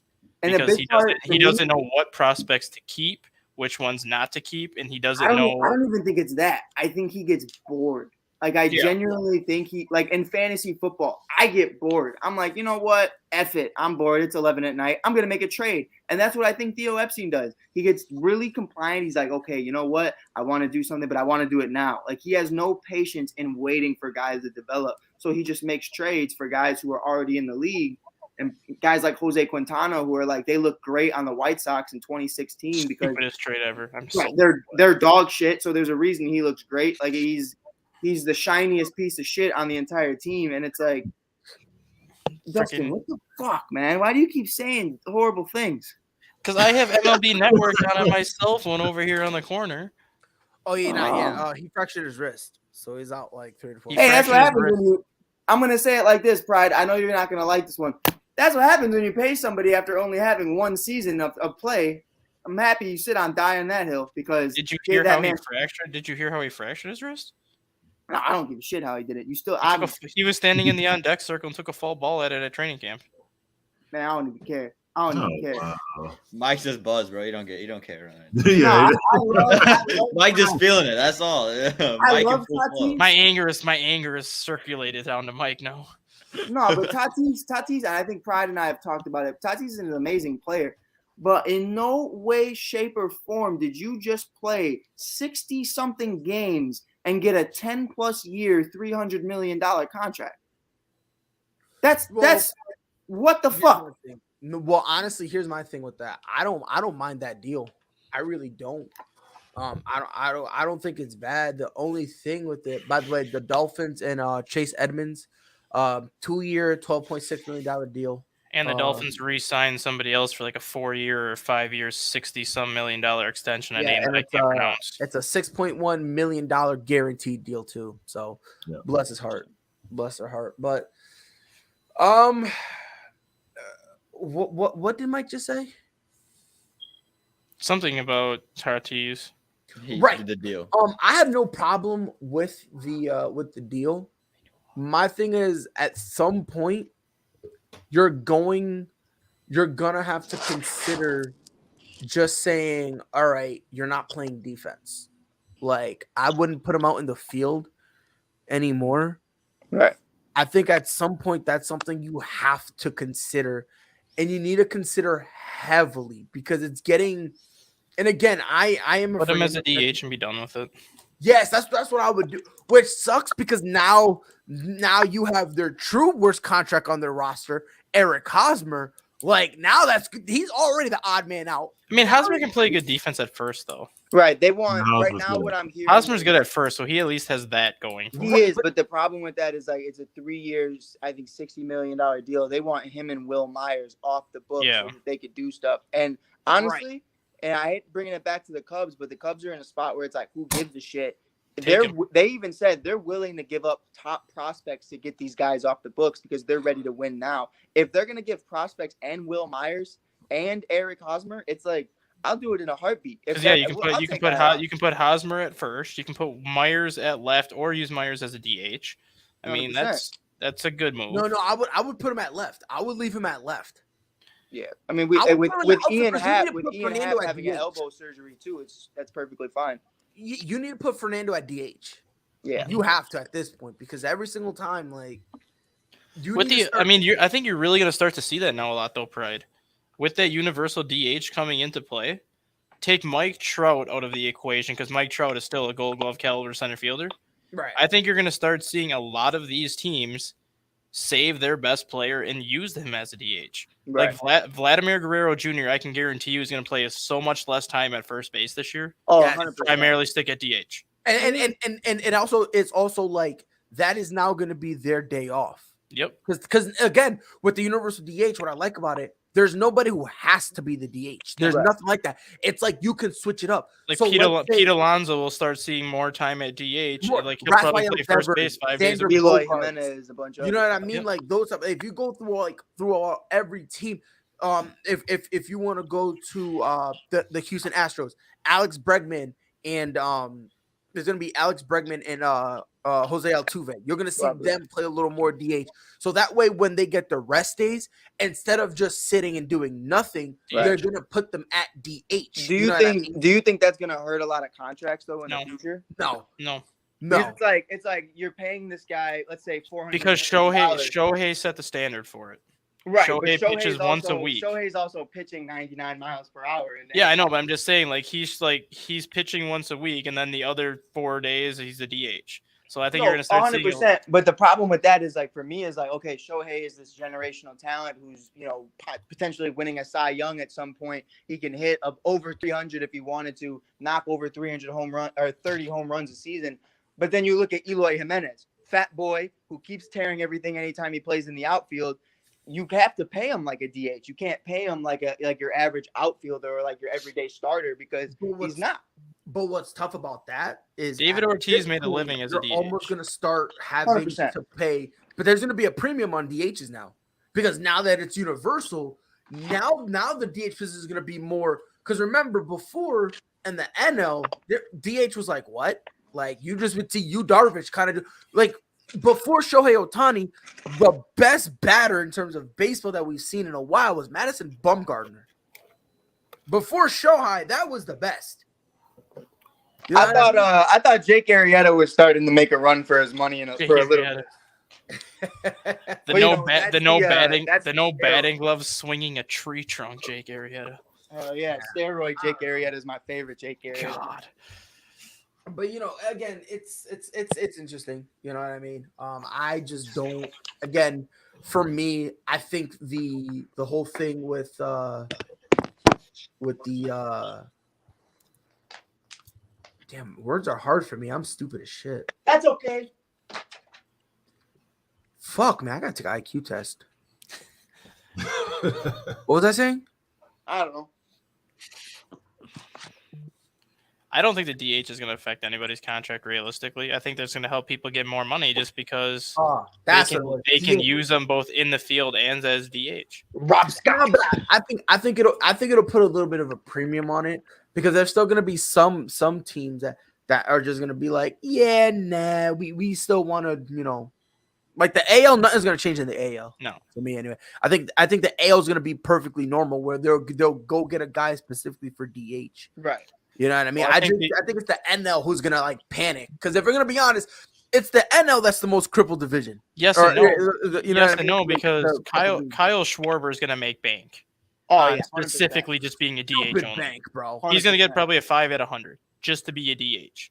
And I remember I first met Pride. I told Pride that I go, dude, you guys. I always wanted Kyle in Boston. Kyle emulates Boston to me. Yep. He's like big on the police. He's big on supporting, first responders. I was like, this guy as a DH in Boston can live out his. Nobody's gonna hesitate paying a Schwarber $100 million for 5 years just 100%, to be a DH. 100%. Just to be a DH. Same with Anthony Rizzo now. Knowing the back problems that Anthony Rizzo had.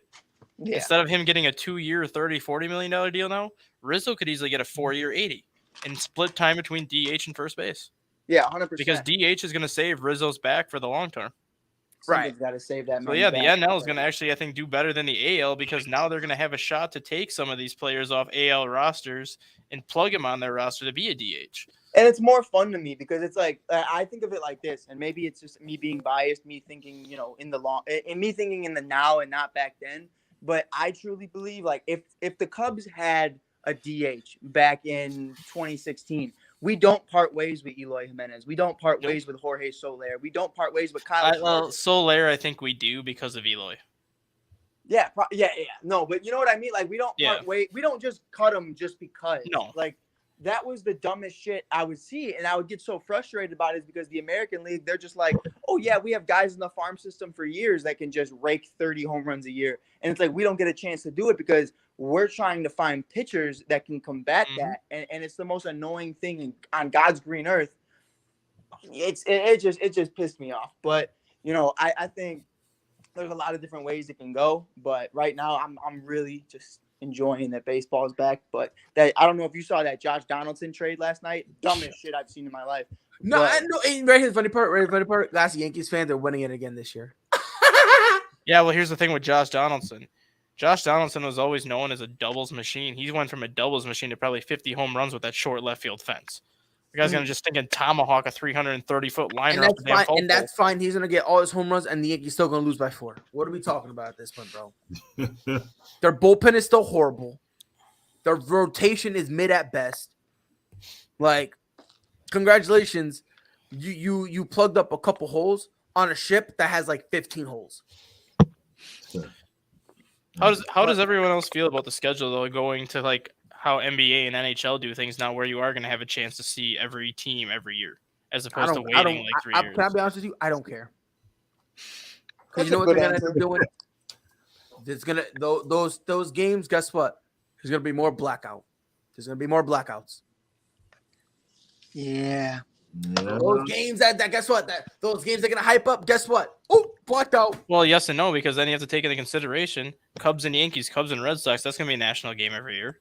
Who cares? Stupid Cubs. But I'm just saying, like, they're going to get more national games out of it because new rivalries are going to be created.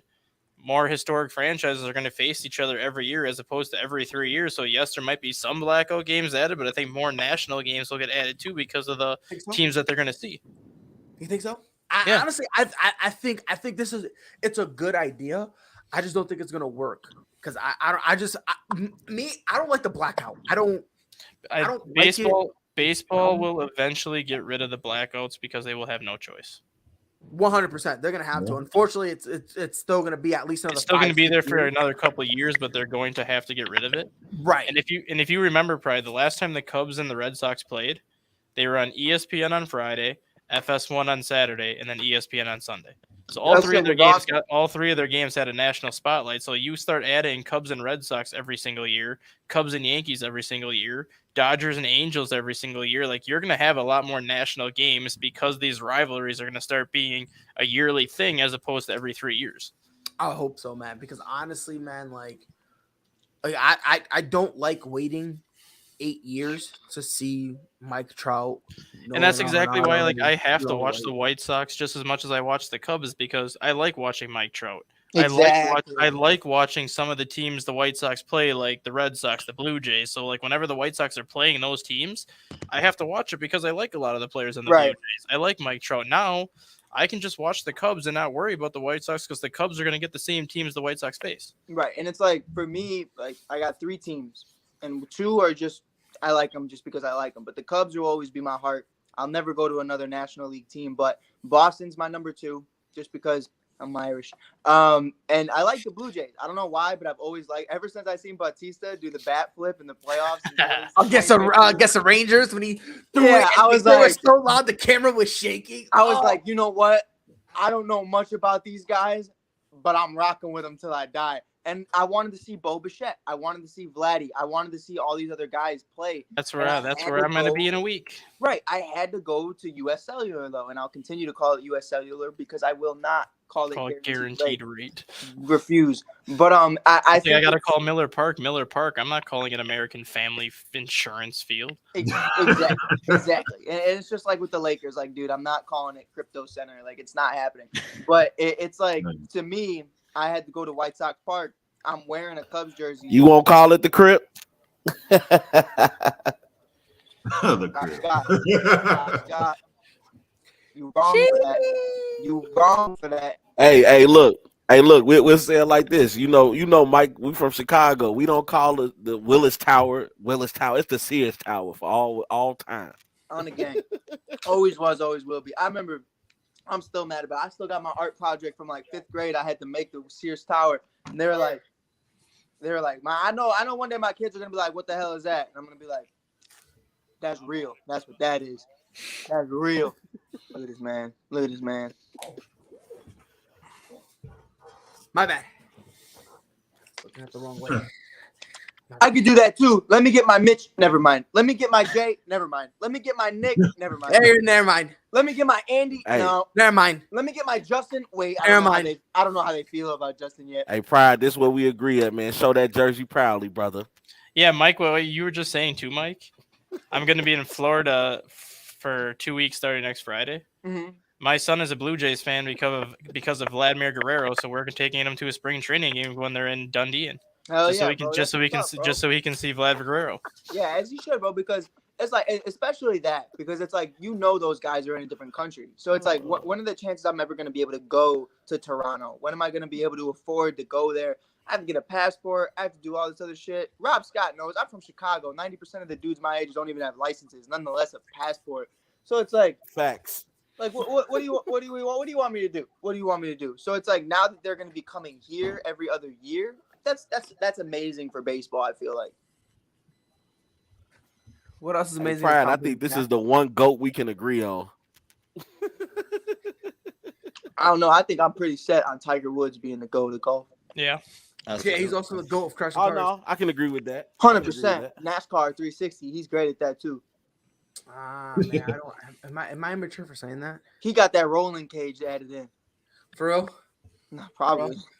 If Tiger Woods manages to come back and do another event, win or lose, it's going to be considered one of the greatest comebacks in sports. Unbelievable. 100%. Even if he doesn't win, better come back. Tom Brady retiring, then coming out. As long as he would make the cut, it would be considered the greatest comeback in Y'all want to sports. know? Y'all want to know the final reason I hate LeBron James is because Tom Brady even said that LeBron James is the reason he came out of retirement.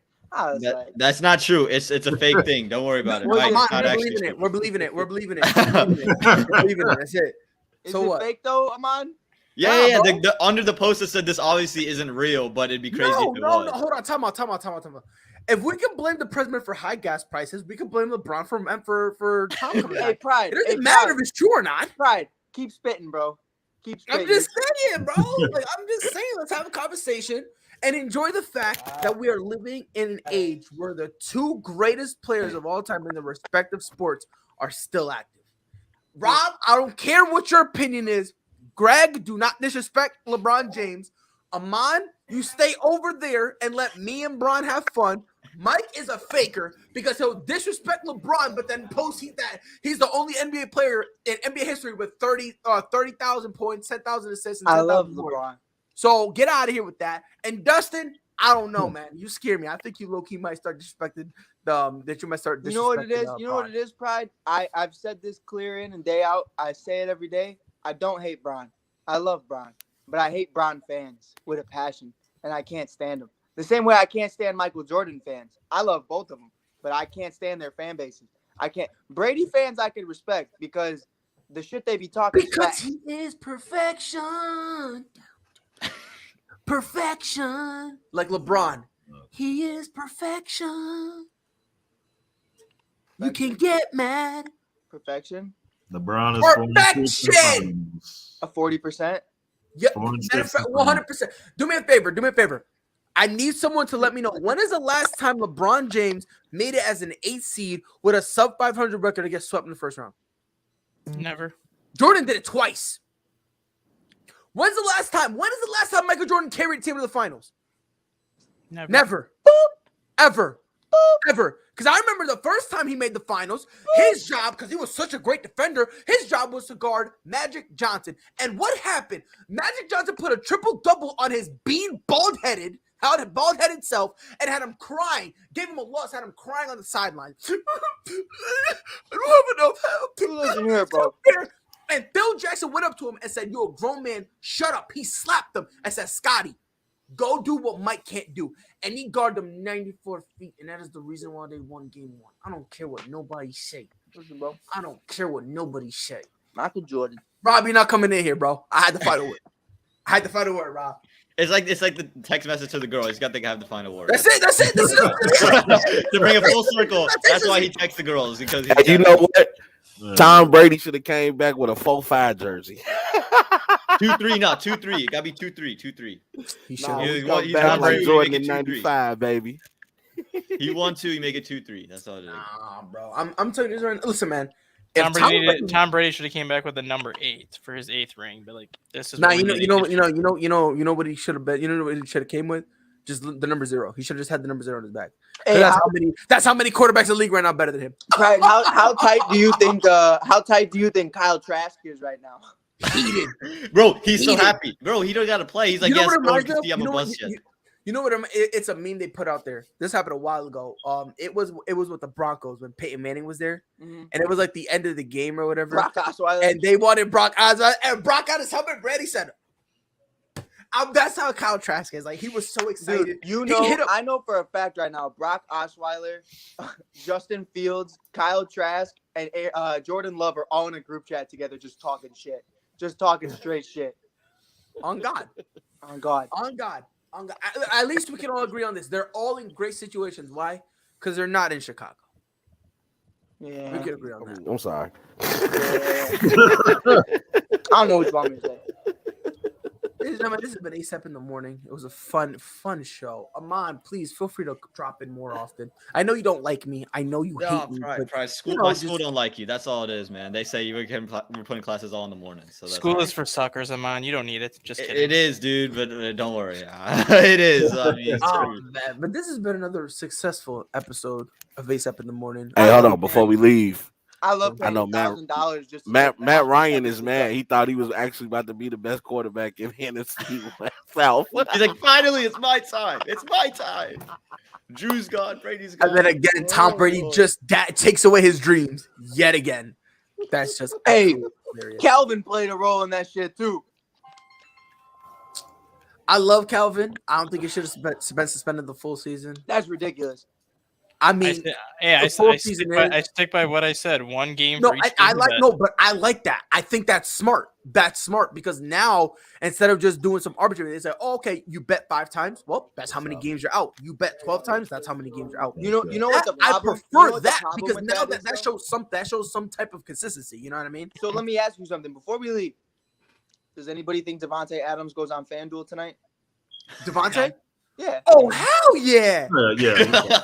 I'm gonna tell you this right now. The next time he goes up to them, he has his phone in his hand. And this is what he does. FanDuel account set. No. This is what he's doing.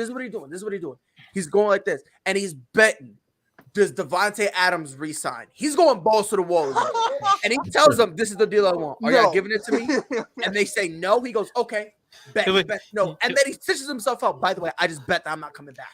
He'll bring the phone to him and be like, Packers odds with Devontae, Packers odds without Devontae. Which one are we gonna bet today? Just like that.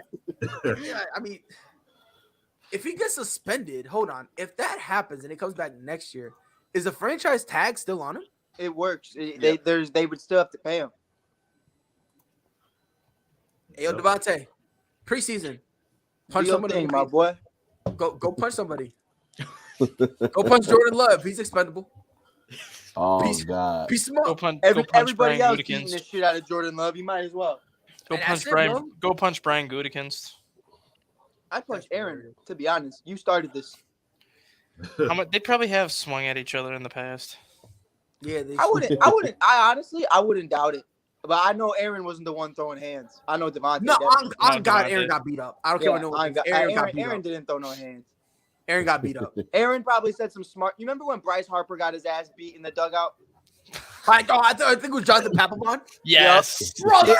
Just like that. Like Aaron was talking mad shit, and Devontae probably just turned around and just Miles Garrett at his ass. Swinging at him. And the best part about it, if you guys ever watch it, the best part is the ending where they drag Bryce Harper to the dugout to the locker room, and then all of a sudden you just see Jonathan Papelbon.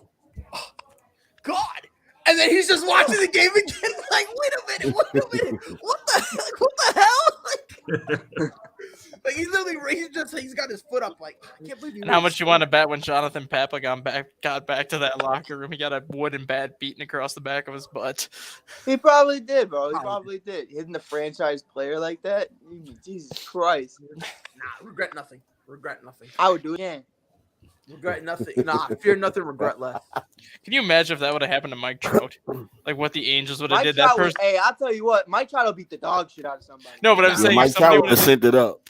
if somebody would have did Mike that to Trout Mike. all laughy and whatnot, bro, but Hey, Mike If Trout will somebody send would've you did that, though. 450 deep. Like, he don't give a shit. on God. If somebody would have did that to I think Mike Trout, that that's person would have been down. escorted out. Yeah, ever Hey, played Mike those, would have sent it up. Yeah, Oh, y'all ever yeah. seen play those Mario games, bro, where it's like sports with baseball or whatever, and they have like Yeah, Donkey yeah. Kong and whatnot. Mike Trout is Donkey Kong. He's sending that 450 with his dead fist, bro. He's sitting there like, He going straight Super Smash Brothers. oh God, bro. On Mike God. Trout plays MLB Slugfest when he's at home plate. 100%. Why do I feel like Mike Trout look like on some real shit? I low key felt like he's fought someone in that organization. We see the numbers that he puts up on a yearly basis. I would love to see what he would do in Colorado for 81 games. Stick him in Houston for 81 games. Stick him at Texas for 81 games and see what he would do Put him in Houston for 81 games. That's a With that- dynasty. What he would do with that short left field Bring him torch. to the White Oh my Sox. God. You know He what would he would hit- do? He'd probably hit No, 60 no. home runs a year at Houston. Nah, you know what he would do? He'll do a verb. What I call Brady straight championships, boy. Hey, Straight but wait, championships. Pride, really quick. And you know I hate the Sox, but Rob Scott said it. That's why I was so frustrated during that free agency part where they didn't get Bryce Harper or Mike Trout. Because, bro, the White Sox have all of the and Dustin knows they have all of these prospects in the world that they have on long-term deals that are dog shit cheap. Like Luis Robert is going to be a generational talent. He's getting paid $50 million. It's the same thing. They're in the same situation that the Yankees are in. They have a phenomenal farm system, and they could use some of those pieces to go get guys you'll put on the main roster. Oh, they just won't. But you just won't for some unknown reason. But you know one team that has no problem with that? My team. Enough said. Poverty franchises. My You are beneath me. Speaking of Especially poverty the Chiefs. franchises, Jarvis Landry just got released by the Cleveland Browns. Which that doesn't surprise me whatsoever. James Conner just signed a 3-year deal to stay with Arizona too. Now, Jarvis Landry, come over to New England, bro. That's what I'm saying. Chiefs, McCorkle got you, brother. Yeah, Chiefs, Bills, Patriots, and Cowboys are the 4 favorites to get Landry. Chiefs aren't gonna do anything, bro. Y'all gotta stop worrying about your offense. Fix your defense. Go get JC Jackson, bro. That's what you need. Yeah. You need a Oh, JC we Jackson. get JC Jackson this round. We're going 20-0. We're going 20-0. You said what? We're going 20-0 if we get JC Jackson. God, I promise you that's not realistic at all. God, I promise you. Listen, I love JC Jackson. Not in the AFC. Not in the AFC West. You're not. Greg, just know I'm gonna keep saying it till it happens. Josh Allen's coming for your neck, but we'll see what happens. He is. I can't wait. He's coming. He's coming. He's coming for that Can neck. I be that guy? Can I be that guy? Go ahead.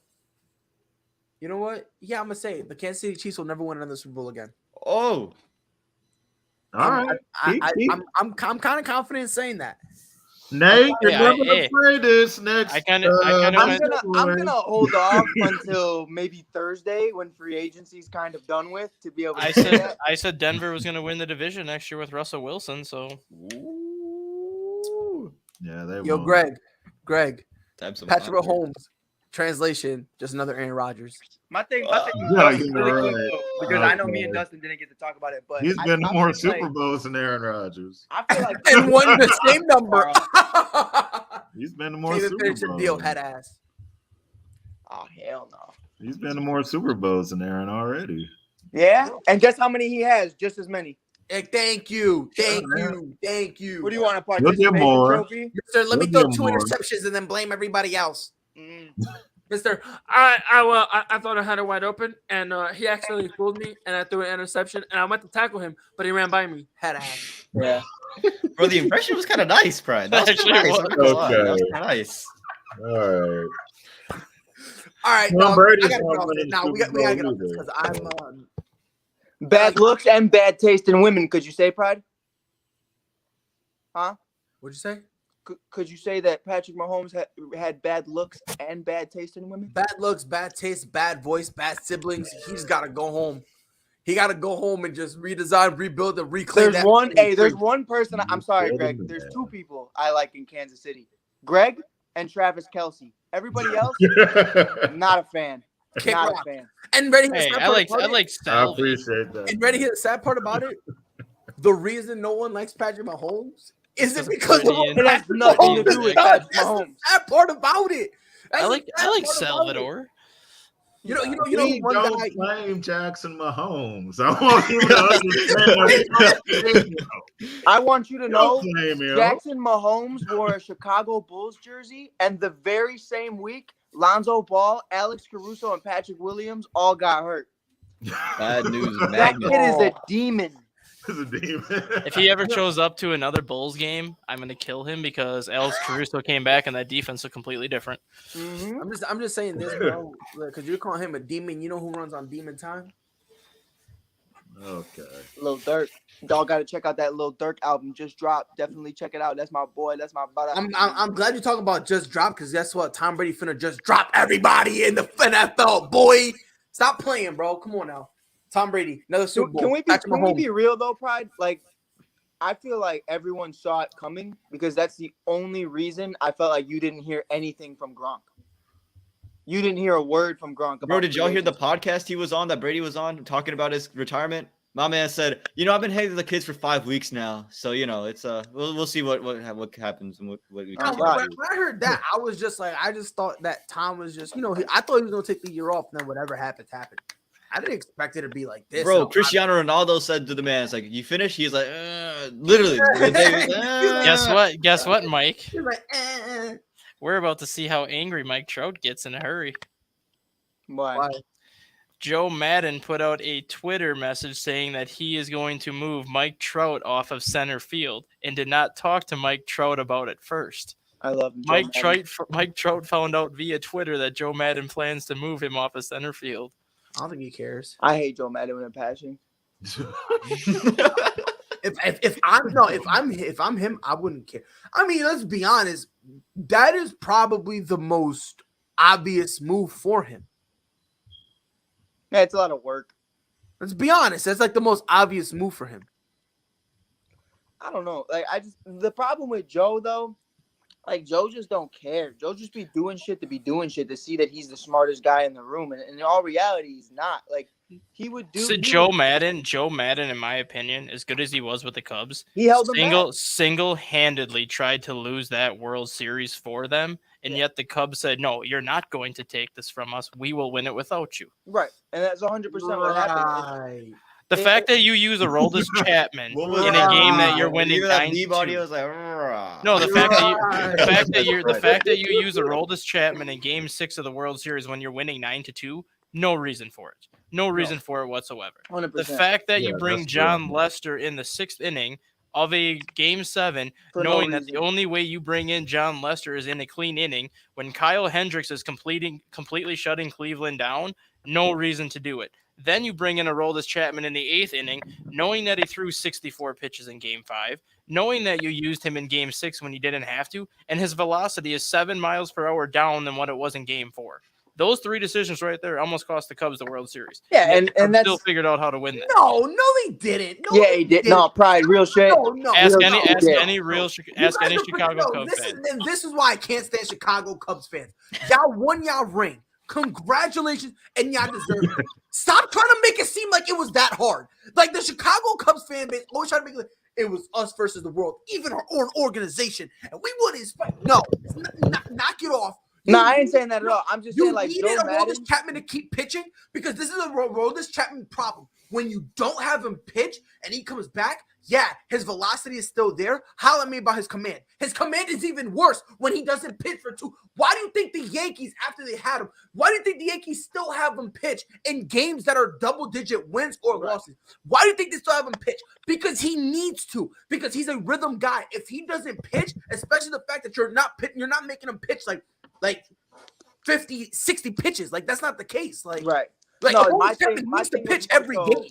The problem with Joe, and it's the same problem that we've seen so many times. Joe Madden, man. Nah, free Joe. Yeah. Because he's the reason. Let me tell you something, and this is from me working there.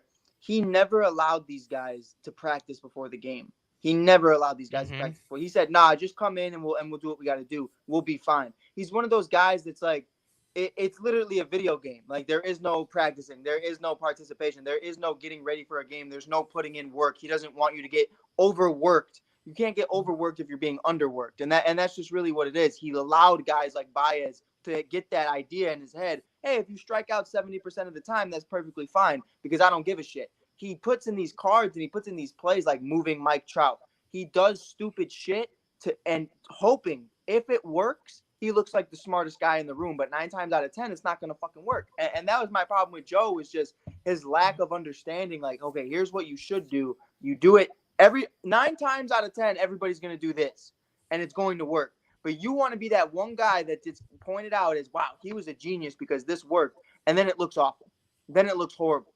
And it's like, why are we doing this if you had no reason for doing it? And the Aroldis Chapman thing, it is what it is for me personally, Dustin, because it's like you knew he was a rental anyways. So it's like I would have just used every single last pitch I could get out of this kid. That's just how I personally felt about it.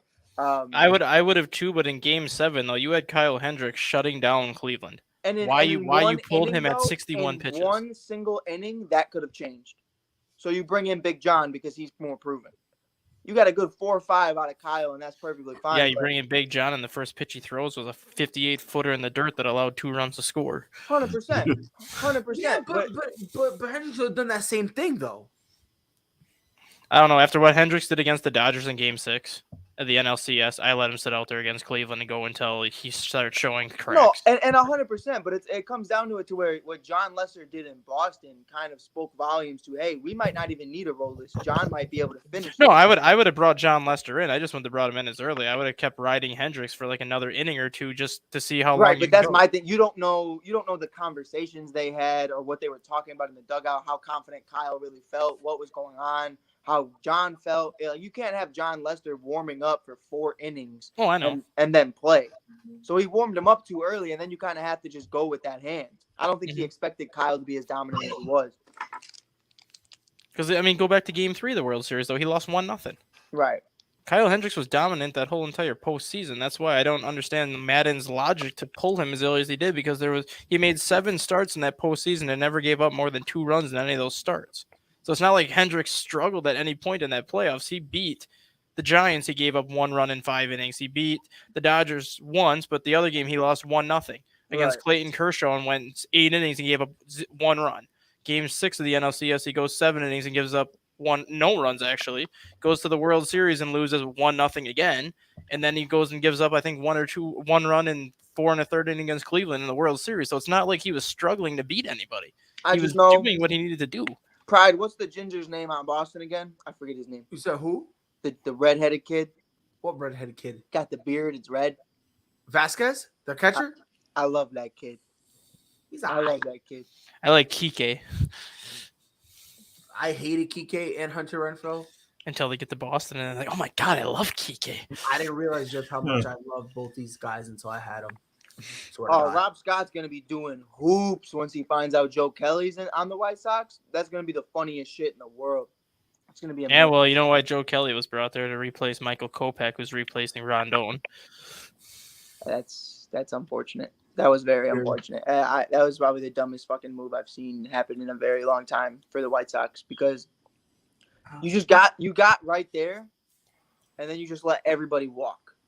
You know what it reminds me of? No, I'm not gonna do Greg like that.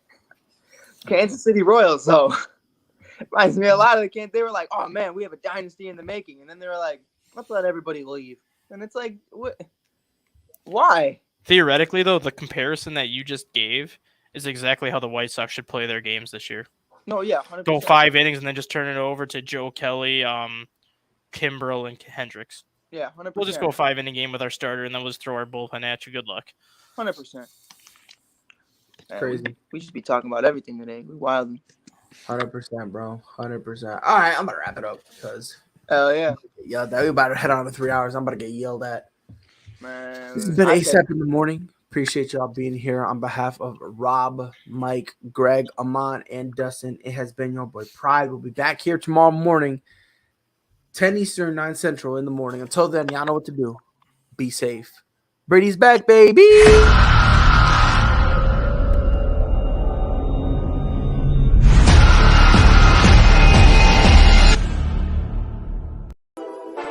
Whole sports all plays. Yeah. Whole sports all plays. Whole sports all plays. 365, we making up plays. We talking the game, get you through the days. We're high in the court, the dime in the lane. Variety topics, living the same. All presentation, sports information. In the airways, taking the nation. All sport, all plays, they working your faces. Grace at the field, so tie the laces. Whole sports all plays.